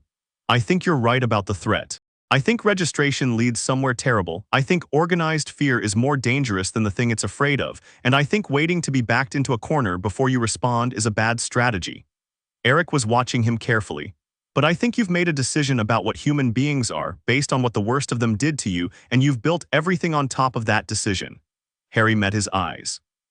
And I think that means when you're right, you're completely right, and when you're wrong, you're completely wrong, and you can't always tell the difference because the foundation doesn't allow for it. Silence. I'm 10, Harry said. I've been out of a cupboard under the stairs for about 3 months. I don't have enough data about the world to tell you with certainty that your model is wrong. He paused. But I've been in 30 people's minds, not reading them, just present in them, and what I've felt is, he thought about how to say it, complicated. Everyone is complicated, even the people who are afraid of us, even the people who want to hurt us. He looked at Eric. I can't build a position on humans are the enemy because I've been inside enough of them to know that's not what they are. Eric was very still. What are they then? He said quietly. Frightened, Harry said, mostly, with some exceptions. And the exceptions, those I'll deal with when we get there. Eric looked at him for a long time. The afternoon light was coming down at an angle that caught the silver at his temples, and Harry could feel without reaching the particular weight that lived in the man, the deep, structured grief of it, the way it had been load-bearing for so long that removing it would mean rebuilding everything. You're refusing me, Eric said. Yes, Harry said, but not because I think you're wrong about everything. Because I think the way you're right leads somewhere I won't go. He leaned forward slightly. If you want to have this conversation again in 2 years when I know more and you've had time to see whether I'm worth talking to, I'm open to that. Eric looked at him for another long moment. Then he looked at Logan, who had been perfectly still throughout, and Logan looked back at him with the flat expression of a man who had heard the whole thing and was reserving his response. Charles made a good choice, Eric said. He did, Harry agreed. Eric stood. He smoothed his jacket with the precise habitual movement of someone who kept themselves presentable as a form of dignity. The boy you're concerned about, Voldemort's host, the Horcrux situation. Harry went still. Oh, do you know about that? I know many things, Eric said, including that whatever is left of Tom Riddle is going to find you eventually, and that when it does, the magical world's response will be wholly inadequate. He looked down at Harry. I don't offer this as leverage, I offer it as information because you should be prepared. What do you know? I know that Riddle's method of ensuring his own immortality is fracturing under specific energy conditions. Eric's voice was precise and careful. The kind of energy conditions your particular combination of abilities generates. He paused. I suspect you've already noticed this. The Horcruxes react when you're near magical artifacts. Harry's jaw was set. Remus mentioned something. Listen to what Remus knows, he's one of the good ones. Eric buttoned his jacket. Goodbye, Harry Potter. Goodbye, Mr. Laneshire. Eric walked to the gate without looking back. The metal latch opened before he reached it and closed gently after him, and then he was gone, and Harry and Logan were standing in the West Garden in the Friday afternoon quiet. Harry let out a long breath. Well, Logan said. Yeah, Harry said, you did good. He makes sense, though. Harry stood, hands back in his pockets. That's the thing, he actually makes sense. Best arguments usually do, Logan said, doesn't mean they're right. How do you know when they're right? Logan thought about it in the honest way he thought about things, taking it seriously rather than deflecting. When the answer serves the problem and not the person with the problem, he said, Eric's answer serves Eric, that doesn't make it wrong, but it means you can't fully trust it. Harry nodded. They walked back toward the mansion. He knew about the Horcruxes, Harry said, I heard. That means he has sources inside the magical world. Or he's smarter than everyone gives him credit for, Logan said. Which, for the record, he is, Chuck knows it. That's what makes him dangerous. He called the professor his oldest friend. Yeah, and they're still, Harry gestured. Opposed, Logan said. Yeah, it's possible to love someone and think they're fundamentally wrong about the world. He paused. Chuck thinks Eric could come back from where he is. Eric thinks Chuck is naive for thinking so. He looked sideways at Harry. What do you think? Harry thought about the weight he'd felt in Eric, the load-bearing grief, the way you'd have to rebuild everything. I think it would take something very big, he said, and I think part of him wants it to happen. Logan looked at him. Yeah, he said quietly, that's what Chuck thinks too. That evening, Harry found Xavier in the conservatory, which was where Xavier went when he wanted to think without being found, except by people who knew him well enough to know where to look. Harry had known where to look for 2 months now. He sat on the bench across from Xavier's chair in the comfortable quiet they'd built, the kind that didn't require filling. Outside the glass, the grounds were going purple in the dusk, and somewhere across the lawn Rogue and Bobby were having an argument about something that Harry could hear without trying and was, he decided, their business. He said you're his oldest friend, Harry said. He is mine, Xavier said. Does it hurt? Being on opposite sides of it, Xavier looked out at the grounds. His expression was the one that lived deeper than the professional warmth, the one Harry had seen a handful of times, always in quiet moments. Yes, Xavier said, every day, but you don't change your position. Number because you're right. Because I believe I am, Xavier said, which is not exactly the same thing and that distinction matters. He looked at Harry. What did he say that landed? Harry appreciated that Xavier didn't ask what did he say, he asked what landed. The precision of the question was its own kind of respect. The thing about consciousness, Harry said. About using power consciously rather than letting other people define what it's for. He paused. Dumbledore wanted to define it, you're trying not to, but there's still a version of what I'm for that people are walking around with. Yes, Xavier said, I don't want to be for anything, Harry said, except myself. And the people you choose, Xavier said quietly, I've noticed you don't think of yourself as an island. Harry thought about 30 sleeping minds, warm and specific and real. He thought about Rogue on the stairs, Logan on the grass in the ruins of the garden, Hank with his reading glasses, Jean with her fire-edged dreams. No, he said, not an island. Then you're already something, Xavier said. Not a weapon, not a symbol, something better. What? Someone who belongs to a place, Xavier said. That's rarer than it sounds. Harry looked out at the darkening grounds. Somewhere out there Eric Laneshare was driving away from a conversation that had ended differently than he'd planned. And in the wizarding world, a diminished Dark Lord was pushing against the membrane of his own diminishment. And in the days ahead there were Horcruxes that apparently reacted to Harry's energy, and a war that had never fully ended, and more conversations like today's coming in forms he couldn't predict. He thought about all of it with the clear, forward-facing attention he brought to problems. Remus mentioned something, Harry said, about an object, something that belonged to Riddle. He thought there might be one nearby, something that came through with Dumbledore's files. In the vault, Xavier said, yes, I've had Hank shielding it. It was reacting. To me. To your proximity, yes, Hank's readings suggest it's. Can I see it? Xavier paused, not reluctantly thinking. Tomorrow, he said. With Hank, with Remus if he can come, and with Logan in the room. Okay, Harry said. He stood, stretching. I'm going to tell Rogue about the meeting. She'll want to know everything. She'll want to know the parts I left out, Harry corrected. She already knows the outline. Xavier made the contained sound that was his laugh. Harry headed for the door. Harry, Xavier said. Harry turned. I'm proud of how you handled today. Xavier's voice was level, but there was something in it that was real all the way down. Not because you refused him, because you heard him. Harry looked at him for a moment.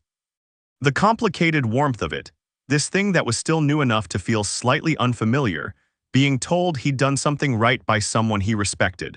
Thanks, he said, and meant it more than the single syllable suggested, which Xavier, being Xavier, understood perfectly.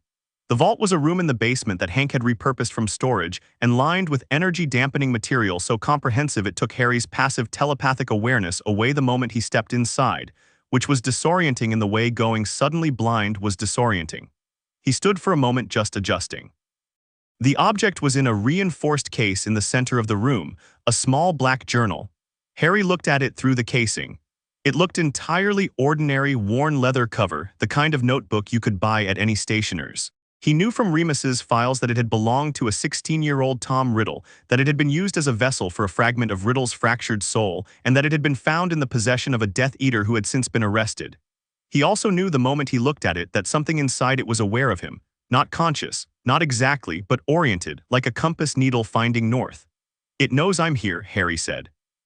"The readings changed the moment you walked in," Hank confirmed from behind him, watching his instruments with the focused attention of someone who found the data fascinating and slightly alarming in equal measure. "It's a piece of him," Remus said. "A piece of his soul anchored to an object. The theory is that destroying it weakens the whole." "How many are there?" "We believe 7 in total," Remus said. Though confirming that 7, Harry repeated. He looked at the journal. He could feel the energy of it now, dark, cold, layered, the particular quality of something that had been torn from its natural state and forced into a configuration it was never meant to hold. It was like hearing a note played by an instrument being broken. He held out his hand. "Harry," Logan said. "I'm not going to touch it," Harry said. "I want to see if I can feel it from here, map it." He let the fullness in his chest expand slightly, not the mutant side, the other side, the language feeling. He reached toward the journal the way you reach toward a sound to understand it, and the journal reached back, and what came through was cold and purposeful and very old, and recognized him with a hatred so immediate and so specific it was almost like being known. Harry felt it. He didn't pull back. He mapped it instead, the shape of it, the frequency, the specific signature of a soul fragment forced into stasis. He held it in his awareness the way you held a piece of music in your mind, learning its structure. Then he closed his hand. The feeling receded. Hank's instruments made several sounds. "What did you just do?" Remus said. "I know what it feels like now," Harry said. "All of it, the energy type, the frequency, the way it holds itself together." He turned away from the case. "If there are 6 more, I can find them. I know exactly what I'm looking for." The room was quiet. "And when you find them," Logan said, Harry thought about Eric's words. "Riddle's method of ensuring his own immortality is fracturing under specific energy conditions." He thought about the way the energy had felt, held together but straining, the way a thing felt when it was fighting against its own dissolution. "I absorb energy," Harry said, "and I redirect it bigger." He looked at the journal in its case. "I think I can unmake them." Remus sat down on a nearby stool slowly with the expression of a man who had spent years carrying a problem that had just revealed an unexpected solution. "Your mother," he said quietly, "would have thought of that." Harry looked at him. Something moved in his chest that wasn't the power. "Tell me about her," he said, "after we're done here." "As long as you want," Remus said. Chapter 5. The Triwizard Gauntlet. Harry was 14 when Dumbledore called in the agreement. He arrived on a Sunday morning in September with the particular energy of a man who had been waiting for the right moment and had decided with some reluctance that it had arrived. Harry met him in the conservatory, which by now had become the room where significant conversations happened. Something about its glass walls and the grounds beyond, the transparency of it, made evasion feel structurally inappropriate. Harry had grown. Not just physically, though he was taller, leaner, with the particular density of someone who had spent 4 years training under Logan, which was less a fitness regimen and more a sustained argument with your own limitations. He wore the Xavier school uniform jacket because he liked it. He'd stopped wearing the cracked glasses 2 years ago when Hank had corrected his vision with a procedure that Harry had asked about in exhaustive scientific detail before agreeing to. His eyes, without the glasses, were very green and very direct, and when he turned them on you it was difficult not to feel assessed. Dumbledore, settling into the conservatory chair across from him, clearly felt it. "The Triwizard Tournament," Harry said before Dumbledore had opened. A pause. "You've been following events at Hogwarts." Remus writes. "And I have other sources." He'd been tracking the magical world for 2 years, carefully, deliberately building a picture of it the way Xavier had taught him to understand any landscape he might have to move through. He knew about the tournament. He knew about the Goblet of Fire, the 3 schools, the dangerous tasks designed to test magical excellence. He also knew that Dumbledore had been engineering his attendance for at least 6 months and had been hoping to avoid a direct ask for as long as possible. "Someone's going to put my name in the goblet." Dumbledore looked at him. "You know this." "I know someone's planning to. Someone who wants me in that arena for reasons that have nothing to do with the tournament itself."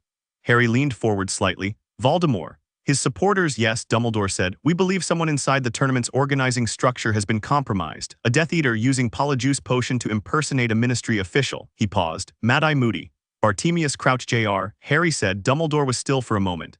"How? I told you I had sources." Harry looked at the grounds beyond the glass.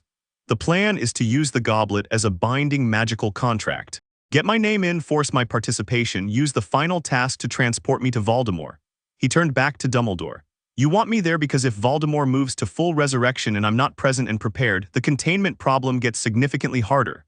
That is, Dumbledore said carefully, a precise summary. It's also the first time you've come to me with an honest ask instead of an arrangement, Harry said. So I'm listening. Dumbledore looked at him, at this 14-year-old who 4 years ago had been a malnourished child in a cupboard, who was now sitting across from one of the most powerful wizards alive and conducting the conversation entirely on his own terms. Something in the old man's expression was quietly odd. I need you at Hogwarts, Dumbledore said. Not hidden, not managed, as yourself. He paused on that word, feeling the weight of it. I believe your presence, what you are fully, may be the only thing that prevents a catastrophic outcome. Harry was quiet for a moment. I'll go, he said, but I go as what I am, Xavier school uniform, no pretending to be an ordinary Hogwarts student. Hiding the mutant side. The magical world's response will be, their problem, Harry said, not mine, he told the school at dinner. Not formally, he just said it, between the main course and whatever Agatha had made for dessert in the straightforward way he'd learned was the only way that worked with 30 people who could detect hesitation from across a room. I'm going to Hogwarts for the school year, he said. For the tournament. There's a situation developing that I need to be present for. The table processed this in stages. The Triwizard Tournament, Jean said. She was 20 now, a senior student and increasingly the closest thing the school had to a deputy in training, and she looked at Harry with the focused attention she brought to things that mattered. That's been in the news, it's supposed to be extremely dangerous. It is, Harry said. By design, Scott added, which was his form of concern. You're entering, Bobby said. Someone's entering me, Harry said. There's a difference. Harry, Rogue's voice. She was looking at him with the direct, clear gaze she'd developed over 4 years of friendship, the one that meant she was saying the thing she actually meant. Is this about him? Riddle, partly, Harry said. Also, I want to go. He looked around the table. I've been learning the magical world from books and Remus for 4 years. I want to see it. And if someone's planning to use a tournament to get me in a position where Voldemort can use me, he shrugged. I'd rather be there on my terms than not be there at all. The table was quiet for a moment. Then Logan, who had been eating throughout with the focused concentration he gave to food that Agatha had worked on, said, without looking up, I'm driving you to the airport. I know, Harry said, and you're calling in if anything goes sideways. I know. And if anyone, Logan, Harry said, I know. Logan went back to his food. This was, from him, equivalent to a formal blessing. He arrived at Hogwarts on a Thursday evening in late October, which was 3 days after the other schools. Beauxbatons and Durmstrang had arrived for the opening feast and the goblet ceremony. The timing was Dumbledore's suggestion, and Harry had initially resisted it, then understood the logic. Arriving after the ceremony meant the goblet was already active, the legitimate names already submitted, and any addition after the fact would be visibly anomalous. Let it happen in the open, Dumbledore had said. Don't give whoever's doing this the darkness to operate in. The Hogwarts Express was not how Harry arrived. He came by portkey to the school gates, carrying a single bag, wearing the Xavier school jacket, dark, fitted, the stylized X on the chest in silver, and he walked up the path toward the castle in the early evening dark with the same purposeful calm he brought to training exercises. The castle was extraordinary. Harry had been in large buildings. The mansion was large. But Hogwarts was large in a completely different way. Large in the sense that it had been built by people who believed that the world of ideas required proportional physical space. That learning was an act grand enough to deserve architecture that made you feel appropriately small and appropriately large simultaneously. It was lit from within, warm against the October dark, and it smelled of stone and old wood and something Harry recognized at the cellular level as the ambient magical energy of a place where power had been practiced for 1,000 years. He stood at the gate for a moment and just felt it. Then he went in. The Great Hall had 4 long tables, a ceiling that reflected the cloudy night sky, and approximately 400 people who went completely silent when Harry Potter walked through the door. Well, he'd expected something. He hadn't expected the specific quality of this silence, the way it moved through the room in a wave, starting at the door and spreading to the far end, every conversation stopping, every head turning. He stood in the doorway and let them look. He was used to being looked at. It was the content of the looking that was new. They knew his name. Of course they did, he understood now, in the way you understood things that had been explained carefully, that he was famous in this world, the boy who lived. The child who had survived a killing curse at 15 months old, and in doing so had diminished Voldemort so severely that the war had ended. He was a story these people had grown up with. What they were clearly not prepared for was him, the actual physical reality of a 14-year-old in a foreign school uniform, too thin to be impressive and too self-possessed to be unimpressive, standing in the doorway of their hall like he'd always been coming here and had simply taken the scenic route. Dumbledore was at the staff table. He rose with the particular warmth he deployed in public, the one that was also entirely genuine, which was the thing about Dumbledore that Harry had come to understand. The performance and the reality weren't separate. "Harry," he said, with the warmth of someone welcoming a student home. Harry walked to the staff table, which required walking the length of the hall. He did this without hurrying. He was aware of every set of eyes. He was aware of the specific section of table where a group of Slytherin students in expensive robes had arranged their expressions into something between contempt and curiosity. He was aware of a blonde boy, Draco Malfoy, whose file Harry had read, whose father's Death Eater connection Harry had noted, standing as Harry passed with the deliberate performance of someone who'd rehearsed the moment. "Potter," Malfoy said, "didn't know freaks were allowed to compete." The hall tensed. Harry stopped. He looked at Malfoy with genuine, considering attention, the way you looked at a thing you were deciding whether required your actual engagement. "Freaks," Harry said pleasantly. "That's interesting. What's your power then?" Malfoy blinked. "What? Your ability, the thing that makes you different enough that you'd know what to call someone else." Harry tilted his head. "Because if you don't have one, you're just a boy in a robe being rude to someone he's never met." He paused. "Which is fine. It's just less interesting." Silence. Malfoy's face had gone through several colors. Harry turned back toward the staff table and kept walking. Behind him, from the Gryffindor table, someone, a girl with large hair and a very alert expression, let out a breath that was almost a laugh. Snape was the variable Harry had underestimated. Not his hostility that had been well documented by Remus, who had explained Severus Snape with the careful fairness of someone navigating complicated history. The hostility was expected. What Harry hadn't fully modeled was the texture of it. The way Snape's contempt was architectural, a structure that had been built room by room over decades. And the specific room it reserved for James Potter's son was not ordinary dislike, but something that had been carefully maintained and was clearly important to him. Harry encountered it in potions on his second day, because Dumbledore had arranged for him to attend relevant classes, and potions was relevant in the way that anything taught by a former Death Eater was relevant. Snape swept in, looked at Harry with the specific calibrated disdain of a man seeing a word he found distasteful written on a wall, and said to the class in general, "We have a guest. Presumably the goblet saw fit to provide us with celebrity rather than competence." The class went still. Harry looked at the potion's ingredients laid out on the bench in front of him with interest. "What are we making?" he said. "I beg your pardon?" "The potion," Harry said. He looked up. "What is it?" Snape looked at him for a long moment with the expression of a man encountering an unexpected response. "Polyjuice potion," he said. "An advanced—" "I know the Polyjuice potion," Harry said.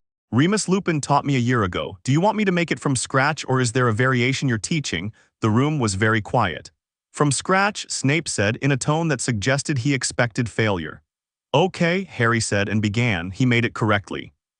Not showily, he worked with the focused economy of someone who found the activity genuinely engaging rather than performative, asking one clarifying question about the lacewing fly timing that was actually a question and not a challenge, and producing at the end of the period a potion that was the correct color, consistency, and scent.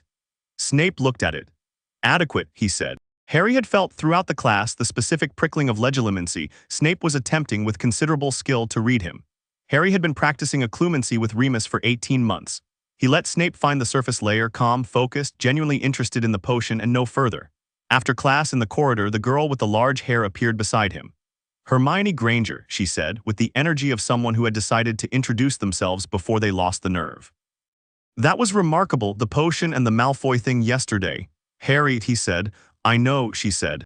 "Everyone knows." She fell into step beside him with the comfortable pragmatism of someone for whom social awkwardness was less important than information exchange. "You're from Xavier's school in America." "Yes, for mutants." "Yes, and you're also, I heard Dumbledore say, magically capable." "Yes," she processed this. "That shouldn't be possible," she said. "Genetically and biologically, the mechanisms for mutation and magical ability are theorized to be separate," Harry said. "I know, Hank's written 3 papers about it." He looked sideways at her. "You've read magical genetic theory?" "I've read everything," she said without apology. Harry decided he liked her. "I'll send you Hank's papers," he said. "They'll make you argue with them, which means they're good." She beamed, which was a specific and considerable event in her face. The Goblet of Fire announced his name on Halloween. Harry was sitting at the Hufflepuff table. He'd been rotated through all 4 tables in his 2 weeks. on the principle that not affiliating with any house meant he was available to all of them, which had been his decision, and which had produced the specific social result of making him simultaneously outside all the politics and somehow trusted by everyone. He was in the middle of a conversation with Cedric Diggory about underwater breathing techniques, which was relevant to the second task, when the goblet flared and the slip of paper came out. Dumbledore caught it. Read it. His expression did something small and controlled. Harry Potter, he said. The hall erupted. Harry sat where he was. He let the sound wash over him, the outrage from the Hogwarts students who felt their champions' odds had been diluted, the confusion from the Beauxbatons and Durmstrang contingents, the specific fury from a large part of the Gryffindor table that was clearly on principle. Cedric beside him said, "Well," in the tone of someone revising their afternoon. "Sorry," Harry said, "did you put your name in?" "Number didn't think so." Cedric looked at the front where the chaos was organizing itself. "What are you going to do?" "Compete," Harry said, "and figure out who put it in. Those are two very different problems." "Yes," Harry said, "I can do two things at once." The champions were summoned to a back room: Harry, Cedric, Fleur Delacour from Beauxbatons, and Victor Krum from Durmstrang. The other three regarded Harry with varying flavors of skepticism. Harry regarded them with genuine curiosity, because they were each extraordinary in different ways, and he was, despite everything, genuinely interested. When Dumbledore and the other officials entered, Karkaroff immediately objected to Harry's presence with the volume of a man who felt performance was the same as argument. Madame Maxim of Beauxbatons was more controlled but no less pointed. The ministry officials blustered. Harry let them finish. "I didn't enter," he said when the noise had settled to a manageable level. "The contract's binding regardless. I'm not withdrawing." He looked at Karkaroff. "If you'd like to investigate how a fourth name entered the goblet, I'd encourage that investigation because I'd like to know as well." "You could be disqualified," Bagman started. "On what grounds?" Harry said. A binding magical contract was invoked. The magical grounds for disqualification would require evidence of voluntary entry which doesn't exist. He looked at Dumbledore. "Am I wrong?" "You are not," Dumbledore said quietly. "Then we're competing," Harry said, "all four of us." He looked at the other champions. "For what it's worth, I don't care about winning. I care about everyone getting through this safely. If at any point the tasks require cooperation instead of competition, I'm available for that." Fleur looked at him with the particular assessment of someone who had expected ego and found something else. Victor said nothing, but something in his expression shifted from skepticism to interest. Cedric, who had known Harry for 2 weeks and had already calibrated, simply nodded. The first task was dragons. Harry found out before the official reveal because he found out most things, a combination of careful observation, selective telepathic awareness, and Hermione, who had developed a research network that was genuinely impressive and who had arrived at his dormitory door at 11 p.m. the night before with a piece of parchment, slightly breathless, saying, "It's dragons." "I know," Harry said. She stared. "How?" "I felt them arrive," he said. "About 2 miles east." "The energy of something that large is difficult to miss." He looked at the parchment. "What kind?" "Hungarian horntail," she said, pointing. "That's the worst one. Cedric's got a Swedish short snout, which is bad but not." "Can you get word to Cedric and the others?" She looked at him. "They should know." "Yes," he said, "they should. Crouch's rules say we're not supposed to, but Crouch is fake, so." "How do you?" She stopped herself. "Right, you know things." She looked at the parchment. "I'll tell Cedric." "I don't know Krum well enough, but..." "I'll handle Krum," Harry said. She nodded with the decisive efficiency of someone filing this under problems being solved and moving on. "The golden egg, clue for the second task," he said. "I know. Do you know everything?" "Not yet," Harry said. "Ask me in a few years." She gave him the look she reserved for statements she was deciding were either arrogant or accurate and couldn't determine which. The dragon's arena was in a clearing a half-mile from the castle, ringed with stands that were full despite the cold. Harry waited in the champion's tent with the others, feeling the ambient anger of the Hungarian horntail through 200 meters of cold air and stone, large, specific, territorial, and entirely understandable. Cedric had drawn first. Harry heard the roar and the crowd, and 20 minutes later, Cedric returning with a golden egg and a burn on his forearm that Madame Pomfrey addressed immediately. "How'd you do it?" Harry said. "Transfiguration," Cedric said, sitting down carefully. "Turned a rock into a dog, distracted her." He looked at his arm. "Almost worked perfectly." "Almost is fine," Harry said. Fleur went second and came back with ice crystals in her hair and the golden egg, and the composed expression of someone who had won cleanly and knew it. Victor went third. Harry felt the specific explosive crack of something significant in the arena and didn't need the roar of the crowd to know Krum had done something dramatic. Then Harry's name. He walked out into the arena and the crowd noise was physical. Waves of it, complex and layered, excitement, anxiety, speculation, the particular charge of a large group of people witnessing something they hadn't seen before. He filed it away without letting it land. The Hungarian horntail was chained at the far end of the arena, sitting over a clutch of eggs, and she looked at Harry the way territorial creatures looked at anything that entered their space, with the pure, uncomplicated intention of removal. She was magnificent. He couldn't help thinking that, even as she spread her wings and the crowd sound spiked.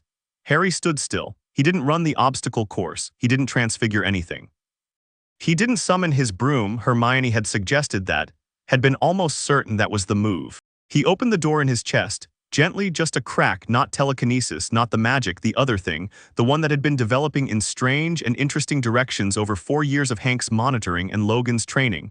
The energy absorption. The thing that had no proper category in any index. The Hungarian horntail was a biological furnace. Her fire was an energy output, enormous, consistent, and running in a specific frequency he'd been learning to read since Hank had first mapped it from a distance during a wildlife documentation session 2 years ago. Harry could feel it from 50 meters. 50 meters away, and the warmth of her fire was already present at the edge of his awareness, a deep orange pulse, rhythmic and vast. He walked toward her. The crowd went very quiet. The dragon watched him come. Her head lowered, the defensive posture before the attack. He knew the literature. Hank had given him 7 papers on dragon biology and he'd read all of them, and then she breathed. The fire came out in a column, fast and hot and absolute. Harry walked into it. He heard the crowd. The sound was massive, a collective inhale that was also a scream that was also something else, something that didn't have a word for what it was watching. He walked out the other side. He had absorbed the fire, taken it in the way he took everything in, felt the enormous heat become part of the fullness in his chest, felt it add to what was already there, and kept walking. And when he was 20 feet from the dragon, he stopped and looked up at her, and she looked back at him, and what passed between them was not communication, not exactly, but something close. She could feel that he carried her fire inside him. She could feel that he hadn't been hurt by it. She was, in the particular way of large and ancient biological intelligences, recalculating. Harry reached out his hand, not telekinetically, just his hand, open, still. The horntail lowered her enormous head. She did not breathe again. Harry stepped around her, picked up the golden egg from the clutch carefully, replacing the decoy egg that was part of the task's design, and walked back toward the champion's entrance. The crowd was making a sound he'd never heard before. It wasn't cheering exactly. It was the sound of 400 people revising something they'd believed. In the judges' area, 5 scores were raised. All of them were 10s, even Karkaroff's, and his hand was shaking when he raised it. Hermione was waiting at the entrance. How, she said. Dragon fire is energy, Harry said. Energy is energy. You absorbed dragon fire. Yes. And then what? You're just carrying it. For now, Harry said, I'll redirect it later, probably in the training room. He looked at the golden egg in his hand. This is going to sing underwater, isn't it? How did you? The encoding on the shell is water resonant. I can feel the vibration pattern. He looked at her. Second task is in the lake. She opened her mouth, closed it, and then said with the expression of someone deciding to simply keep up, the gillyweed theory I mentioned is correct, Harry said. Can you get me some? She pulled a pouch from her bag. I got it this morning, she said, in the tone of someone who had been very confident about their theory. Harry took it. Hermione, he said. Yes. You're excellent, he said, and meant it entirely. Her smile was the enormous one. I know, she said, and walked back toward the castle beside him. The weeks between tasks had their own rhythm. He had breakfast with Cedric most mornings, and the friendship that developed was the kind built on mutual competence and honesty. Cedric was good, genuinely good, in ways that had nothing to do with his status as Hogwarts champion, and Harry found him easy in the way he found few people easy. They worked through the egg's clue together, and when Harry solved it first, he waited for Cedric to reach the same conclusion before mentioning it, because the solving was as important as the solution. He went to classes, he paid attention. He was a genuinely good student, which seemed to surprise people, as if being powerful meant you'd have nothing to learn, which Harry thought was exactly backwards. He wrote to the mansion every week. Logan's replies were brief and practical. Training not going soft, hope you're eating, what's the second task? Rogue's were long and detailed and contained opinions about everything he'd told her and several things he hadn't. Xavier's were thoughtful and warm and occasionally contained research questions he was supposed to relay to Remus. He tracked down the false moody Bartemius Crouch Jr. by the end of November. It wasn't difficult in retrospect. Crouch's mental shielding was good but not good enough against someone who wasn't using legilimency the conventional way. And the specific texture of Polyjuice Potion's effect on a mind was distinct once you knew what you were looking for. Harry confirmed it. And then he went to Dumbledore, and then he sat in Dumbledore's office while Dumbledore and three Aurors handled the situation in a way that was simultaneously more formal and less satisfying than Harry's first instinct. Crouch was removed. The fact of his presence was not publicly announced, because the Ministry was involved and the Ministry's primary concern was, apparently, not alarming itself. "This doesn't change the plan," Harry said in Dumbledore's office after. "No," Dumbledore said, "whoever placed Crouch here had a plan that predates his removal. The Goblet's contract stands, the final task will proceed." He looked at Harry, "and the portkey will almost certainly still be there." "I know," Harry said, "I want it to be there." Dumbledore looked at him. "I've been carrying the signature of his soul fragment for 6 months," Harry said. "Every time I'm near a location where one of the others is anchored, I can feel them. There are 6 remaining, and Voldemort himself is a fragment in the same frequency." He met Dumbledore's eyes. "If the final task takes me to him, that's not a trap, that's an opportunity." Dumbledore was very still. "You're planning to," he started. "I'm planning to finish it," Harry said. "Harry, the danger is real," Harry said, "and I've been preparing for it for 4 years." He looked at the old man. "You said you needed me there as myself. This is myself." Dumbledore looked at him for a long moment, at the 14-year-old boy who had walked into Dragon Fire and come out carrying it, who had navigated Hogwarts on his own terms without flinching, who had read the situation clearly from every angle. "What do you need?" Dumbledore said. "Tell me everything you know about the resurrection ritual," Harry said. "Every detail." Dumbledore opened his desk drawer. The maze arrived in June. The stadium had been transformed into a labyrinth of hedges 20 feet high, and the 4 champions stood at the entrance in the gold dusk of a Scottish summer evening, and Harry stood with them and felt, somewhere in the maze's heart, the low, cold pulse of a portkey that had been constructed with considerable dark craftsmanship. He also felt, beneath it, the specific energy signature of a soul in pieces holding itself together by force of will and hatred. Cedric looked at him. "You're doing the thing," he said. "What thing?" "The thing where you're perfectly calm, but it's not the normal kind of calm. It's the kind that means something big is about to happen." Harry looked at him. "Cedric, when you get to the center, we agreed together." "I know, but if something happens to me in there," Harry held Cedric's gaze. "Don't follow, get out." Cedric looked at him steadily. "That's not, I mean it," Harry said. "I'll be fine, but if something separates us and I go somewhere you can't follow, don't." A beat. "All right," Cedric said quietly. The cannon fired. Harry went in. Chapter 6, The Graveyard and the Choice. The maze was alive. Not metaphorically, the hedges moved with a slow, deliberate intelligence, rerouting paths, closing options, opening others, and the darkness between the walls was the particular darkness of a space that wanted you to feel small. Harry moved through it at a pace that was neither rushed nor cautious, one hand occasionally brushing a hedge wall and reading the ambient magic the way you read a current in water, following the flow to its source. He could feel the portkey the whole time. A cold, dark beacon somewhere ahead and to the right, maybe 400 meters, maybe less. He could also feel the other champions moving through the maze in their separate corridors. Cedric's warm, focused presence about 80 meters north, Fleur's sharp silver energy further back, Victor's dense, purposeful signature somewhere to the west. And he could feel the things the maze had put in it. The first one found him at a junction, a blastended scroot that had been bred and enlarged beyond any reasonable interpretation of the creature's natural parameters. And it came around the corner fast, all armored bulk and scorching tail, and Harry sidestepped it with the instinct of someone who had spent 4 years training with Logan, which meant his reflex architecture had been built around the assumption that anything coming at him was faster and stronger than it looked. And then he put his hand out and took the heat from its blast and redirected it back along its underbelly, not to kill it, just to make it urgently prefer a different direction, and it chose one and left. He kept moving. The second thing was a sphinx, which was interesting, an intelligence rather than a weapon. She sat in the path with her paws folded and her lion's body settled and her woman's face entirely serene, and she looked at Harry with the ageless patience of something that had been asking questions since before Hogwarts existed. "I have a riddle," she said. "All right," Harry said. She gave it. It was genuinely good, layered, with a double meaning that required you to hear the question 2 ways simultaneously. Harry worked through it in about 20 seconds, which he could tell from her expression was faster than expected. "Time," he said. "Correct," she said and moved aside.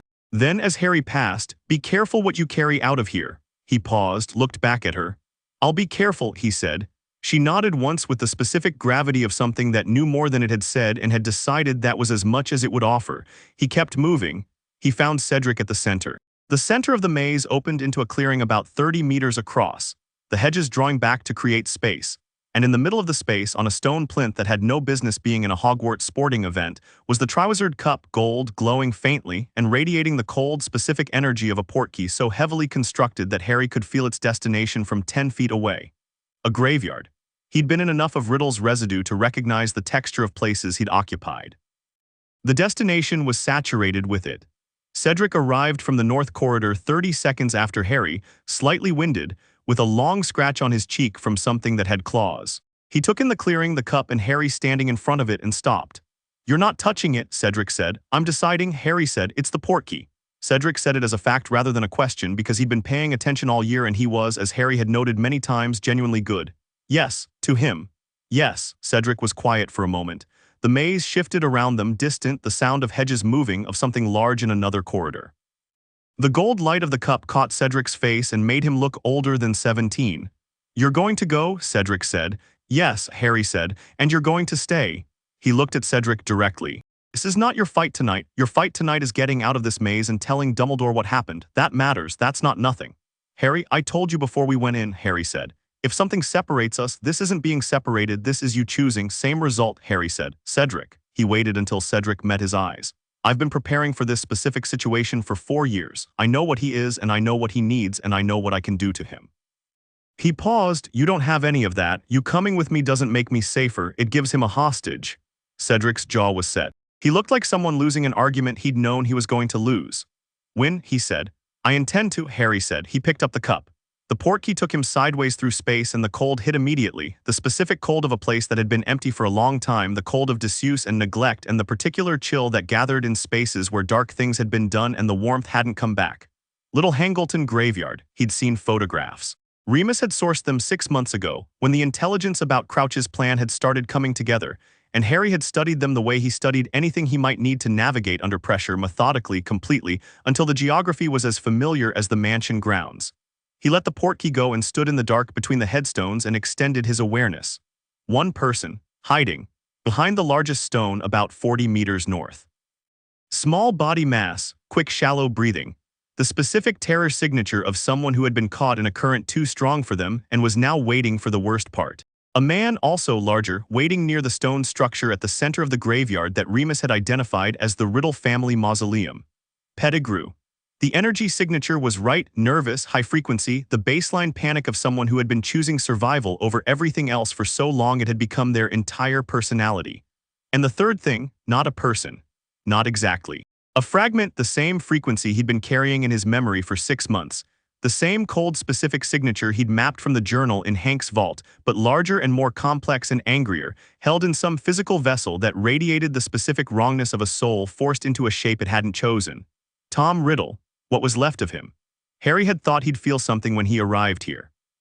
Fear, possibly, or the specific heightening of a confrontation that had been building since before he was born. Instead, he felt the thing he always felt before something large, the fullness in his chest going quiet and ready, like an intake of breath before a word. "I know you're there," Harry said into the dark. Conversational, not performing bravery, he simply wasn't afraid, and performing its absence would be a lie. "All of you." Pettigrew emerged from behind the mausoleum with the hunched, urgent movement of someone who'd been waiting to execute a plan and was now going to execute it because stopping was more frightening than continuing. He was carrying a bundle, a small, wizened figure wrapped in dark cloth, unimpressive in the way that things were sometimes unimpressive when they were between states. "Hold him," said a voice from the bundle. Thin, high, with the remnant resonance of something that had been enormous once and knew it. Pettigrew pointed his wand. The spell was a body-bind, quick, technically proficient, exactly what Harry would have expected. Harry let it hit him, felt the binding magic try to organize itself around his nervous system and absorbed it, took it the same way he took everything. The magic came in cold and went somewhere warm. He stood exactly where he was. Pettigrew stared at him. That, Harry said, was a petrificus totalis. "You need to put more intent into the casting. It's a full-body charm. It requires you to mean all of it, not just the wand movement." He paused. "Remus taught me that." Pettigrew made a sound. "Peter," Harry said. His voice was different now, still calm, but carrying something underneath that hadn't been there a moment ago. "I know what you did, I know all of it. My parents, Sirius, the whole calculation you made." He met the man's eyes across the dark graveyard. "I'm not going to hurt you, that's not what tonight is for." He paused. "But you should understand that I could." Pettigrew was trembling. The bundle in his arms had gone very still. "We have a ritual to perform," the thin voice said. I know, Harry said, to the bundle now, not to Pettigrew. Bone, flesh, blood. He'd read the ritual specification. Remus had acquired it from Dumbledore's notes, and Harry had spent 3 weeks understanding exactly what it required and what it would produce. You need my blood. You will, I'll give it, Harry said. Silence. Willingly, Harry said, because it makes no difference. You're going to have a body either way. The ritual will work with or without my cooperation on that specific point. What matters is what happens after. He looked at the bundle steadily, and I want you to have a body for what happens after. The silence that followed had a specific texture, the silence of something very old and very intelligent encountering a variable it hadn't computed. You're not afraid, the voice said. No, Harry said, you should be. Probably, Harry said, but I've had 4 years to think about this specific night and fear would have been wasted in the meantime. He let Pettigrew take the blood. A small cut on his arm, the kind that Madame Pomfrey would call trivial. He watched the ritual with the focused attention of someone observing a process they needed to understand completely. The cauldron, the bone from the grave. The flesh from Pettigrew's hand, and that was terrible. Harry didn't look away, and what he felt watching it was not satisfaction but the particular uncomfortable weight of witnessing someone pay a price they'd chosen and couldn't unchoose. The blood. The cauldron boiled white, and Tom Riddle rose from it, tall. Pale as paper, with a face that was between human and not, that had been beautiful once in the way certain dangerous things were beautiful, and red eyes that fixed on Harry immediately with the absolute, organizing intensity of a mind that had been waiting for this moment with the patience of something that had been in pieces for 13 years. Pettigrew dressed him. Robes appeared. Riddle stretched his new hands with the deliberate, focused attention of someone taking inventory. He looked at Harry Potter. Remarkable, Voldemort said. You came willingly. I did, Harry said, and you're alone. I am. You're not afraid. You keep coming back to that, Harry said. I think it bothers you. Something moved in Voldemort's face. There was still expression there, still the machinery of a human face beneath whatever the years of fragmentation had done to it. Summon them, he said to Pettigrew, and Pettigrew pressed his wand to the dark mark on his arm, and in the distance Harry felt the arriving signatures of Death Eaters apparating into the graveyard's perimeter. He let them come. He'd calculated for them. Before they arrive, Harry said, I want to say something to you directly while it's just us. Voldemort looked at him with the red eyes. You've spent 60 years, Harry said, trying to solve the problem of death, splitting yourself. Anchoring pieces of your soul to objects, tearing yourself apart to avoid being torn apart. He looked at the tall, pale figure across the dark grass. And this is what you got, 13 years in pieces. Then a borrowed body, now a new one built from a grave and an act of self-mutilation. He paused. You solved death by becoming something that can't fully live. I don't think that's what you were after. The red eyes were very still. I felt your Horcruxes, Harry said. All of them, the journal, the ring, the locket, the cup, the diadem, the snake. He watched Voldemort's face. And the seventh one, the one you didn't make on purpose. He touched his own forehead. The scar that had been there since the killing curse had bounced off a 15-month-old child and done something that shouldn't have been possible.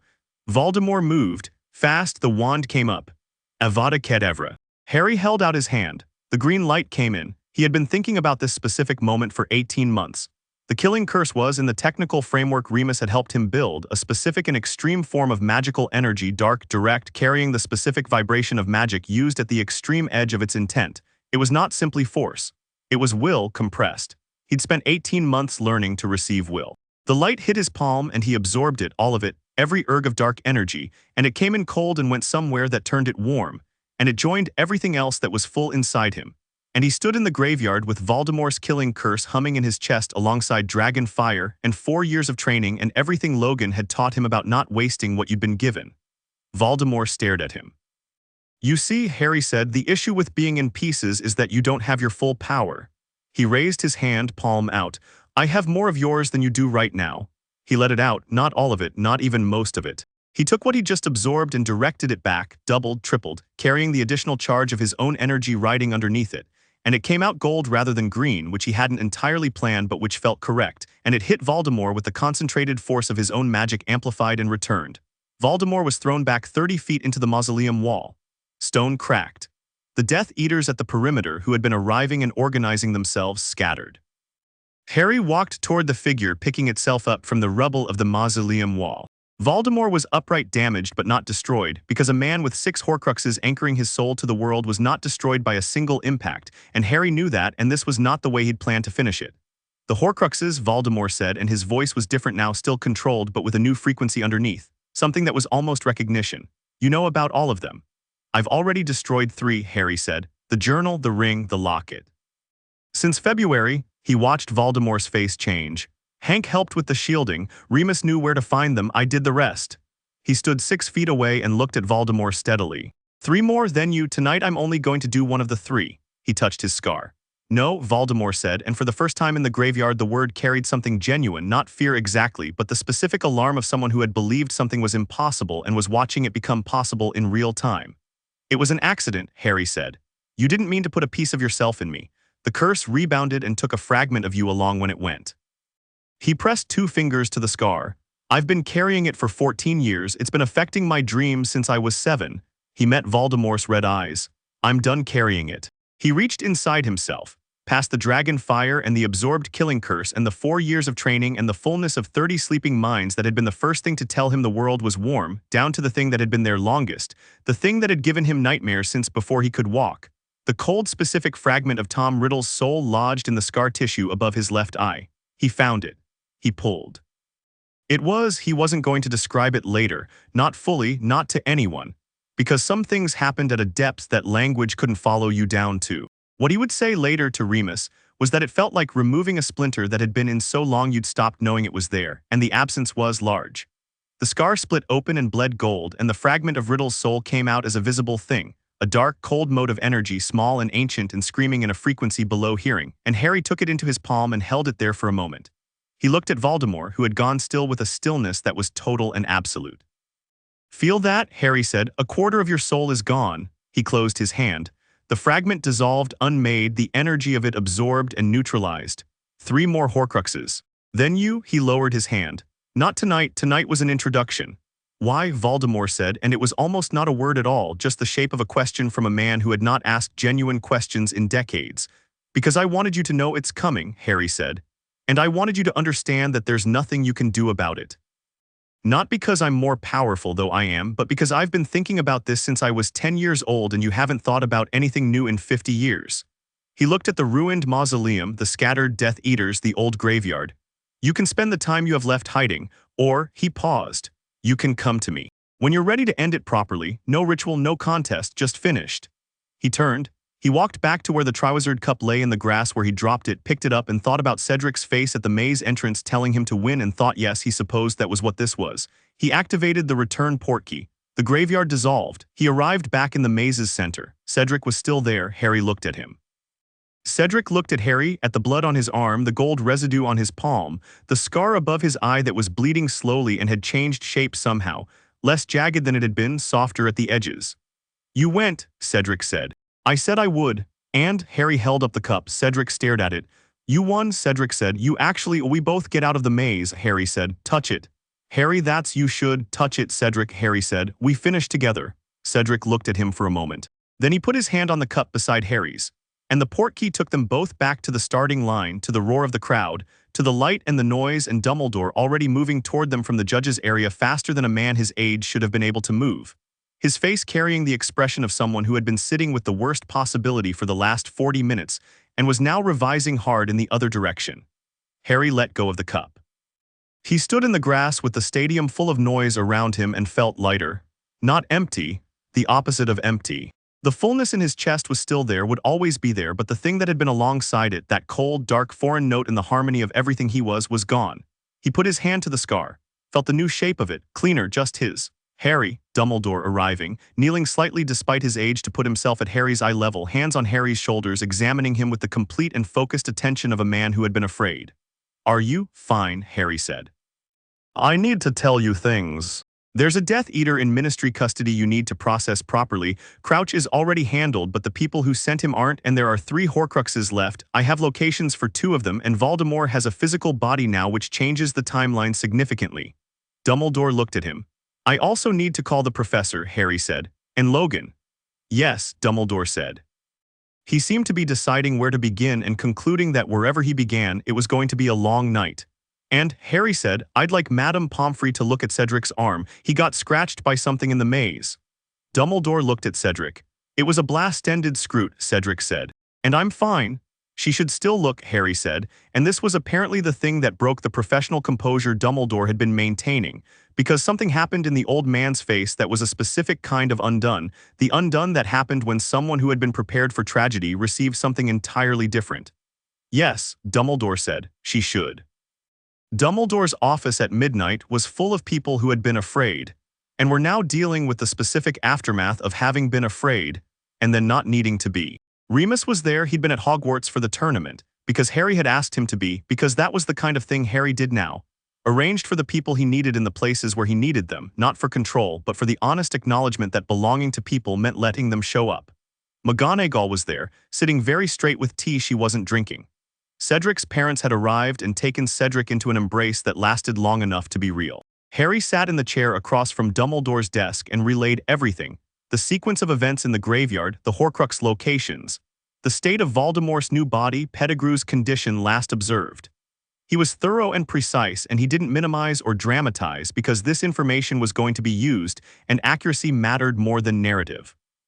Dumbledore listened with the complete attention that was one of his most genuine qualities, the ability to receive information without immediately fitting it to a pre-existing model. When Harry was done, Dumbledore was quiet for a moment. "You removed the Horcrux from your scar," he said. "Yes. How?" "I found it," Harry said. "I reached in and found it and pulled it out and unmade it."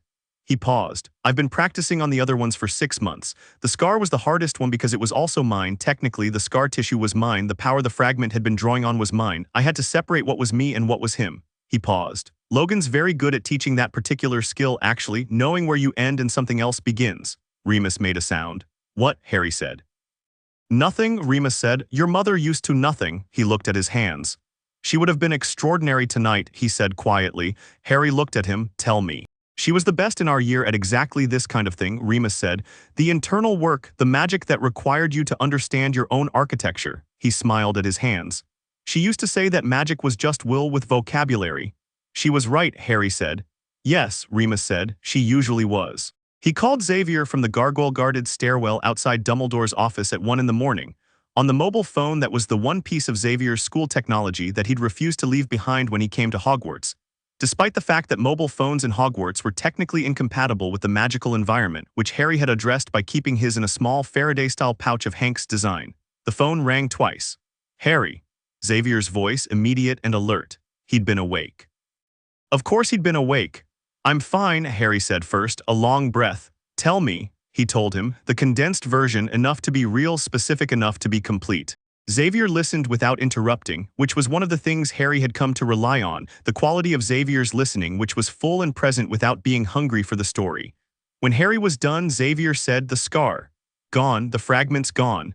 How do you feel?" Harry thought about it. The stone stairwell was cold and dark and entirely familiar. He'd spent 2 weeks learning Hogwarts architecture by wandering it at odd hours when the castle was quiet and its ambient magic was easiest to read. He leaned against the wall and thought honestly about the question. "Like the piece of music I've been playing is complete now," he said. "Like there was a note missing and I found it."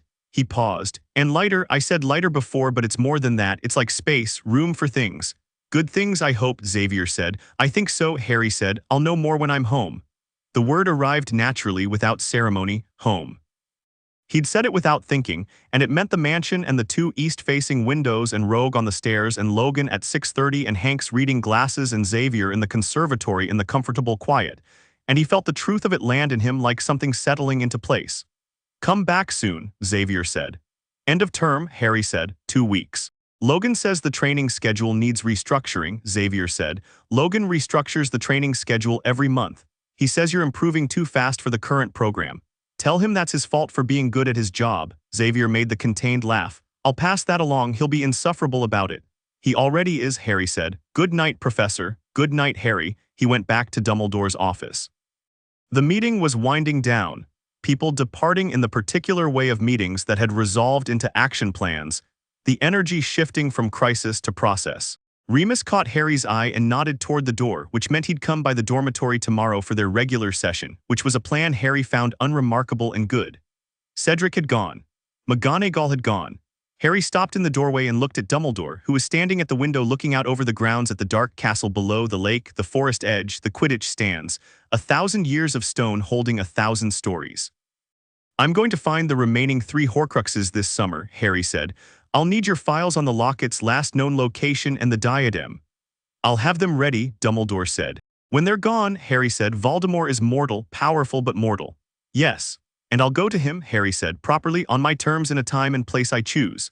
Dumbledore turned from the window. He looked at Harry with the expression that had been developing across 4 years of unexpected meetings, the expression of a man who had planned a chess game and found himself watching something else entirely, something that made chess look small. Yes, Dumbledore said. I won't need an army, Harry said, and I won't need a prophecy. He met the old man's eyes. I need you to be honest with me about what you know and stop making arrangements around me. That's all I need from you. Dumbledore looked at him for a long moment. I can do that, he said, and then with the quality of someone paying a debt long owed, I should have done that from the beginning. Yes, Harry said, you should have. He held the old man's gaze. But you didn't know what I was going to be, Harry said. Neither did I, he paused. I don't think anyone did. Dumbledore smiled, not the performance smile, the other one, the one that lived behind it. No, he said. I don't think so either. The last morning at Hogwarts was a Friday. Harry packed his single bag. It had accumulated almost nothing across the year because he'd never invested in the place the way you invested in home, had never put down the roots that would require extraction and made his rounds. Hermione met him in the library, predictably. She was waiting with a list. Hank's papers, she said, handing him a roll of parchment covered in her handwriting. Questions. About the energy absorption mechanism, I have 17 specific questions and I'd appreciate answers in writing because verbal explanations from you are efficient but lack citation. I'll ask him, Harry said. And these, she said, handing him 3 books, which I want back. They're mine, not the library's. He took them. Write to me, he said. She rolled her eyes in the way that meant yes immediately. Obviously, she said, someone has to keep track of developments here. You'll be in America restructuring your training schedule or whatever it is you do. Something like that, Harry said. She looked at him at the healed scar, the cleaner shape of it. You're different, she said, than when you arrived. Good different or just different, she said. More like the shape of yourself. She considered this. That's not quite right either. No, Harry said, but I know what you mean. She hugged him quickly with the efficiency of someone who had decided the action was correct and was executing it before she could second-guess it. Harry hugged her back. Don't let Malfoy be awful without consequence, he said. I never do, she said, and went back to her book. Cedric found him at the gates. Tournament went well, Cedric said. For a given definition of well, Harry said. You won. We finished, Harry corrected. That was always the goal. Cedric looked at him with the easy openness that had been there from their first breakfast conversation. The quality Harry had recognized as rare, genuine, uncomplicated regard, offered straightforwardly. You coming back, Cedric said. Next year. Don't know, Harry said honestly. Depends what's happening. Fair, Cedric held out his hand. Harry shook it. Thanks, Cedric said, for the egg, the dragon warning, all of it. You'd have done the same, Harry said. Cedric smiled. Yeah, I would have. He turned back toward the castle. Good luck with the rest of it, the Horcrux hunt, the all of it. Thanks, Harry said. He walked out through the gate. Logan was parked on the road below the school. Of course he was. He'd called 2 days ago and Harry had said end of term, Friday, and here it was Friday and here was the car, because Logan showed up when he said he would and that was the whole of it. Harry threw his bag in the back and got in. Logan looked at him. You look different, Logan said. Everyone keeps saying that. Because it's true. Logan started the engine. Scar's different. The fragment's gone. Yeah, Logan pulled onto the road. How'd it feel? Like taking a splinter out. Logan was quiet for a moment. That's it. And then everything felt bigger, Harry said. Like a room you thought you knew and then you found out it had a wall that wasn't actually a wall. Logan drove. The Scottish road unfolded ahead of them, green and cold in the June morning light. Rogue's been unbearable, Logan said. The whole year wanting to know everything. I wrote every week. I know, she read your letters to the table at dinner. He glanced sideways. Everyone. Harry looked out the window.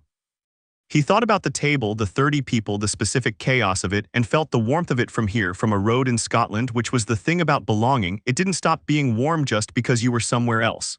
3 Horcruxes, Harry said. I know. This summer. I know. And then, I know, Logan said. You need me for the yes, Harry said. Logan nodded. Then we go together. Not a discussion, not a decision being made. A fact stated in the flat, simple way that Logan stated the things that were most true to him, which was always without ceremony because the ceremony would have been dishonest. Harry looked out the window. Together, he said, he walked through the mansion doors at 8 in the evening. The entrance hall was exactly as he'd left it.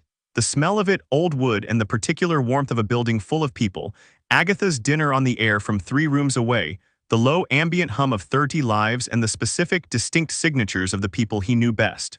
Rogue was on the second-floor landing. She looked down at him from the stairs, same position she'd been in on the first day, knees up, book in hand, white streak in dark hair, the unself-conscious pose of someone entirely at home in herself, which she'd earned in the 4 years he'd known her in ways that had required actual courage every day. She looked at him, he looked up at her. "Well," she said. "Well," he said. "Are you fine?" he said. "Was it?" "Yes," he said, "all of it."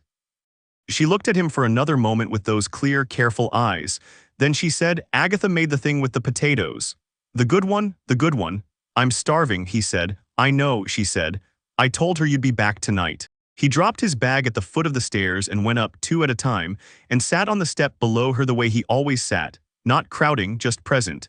And she moved her book to make room and didn't say anything else, because they were friends in the way that sometimes required nothing at all.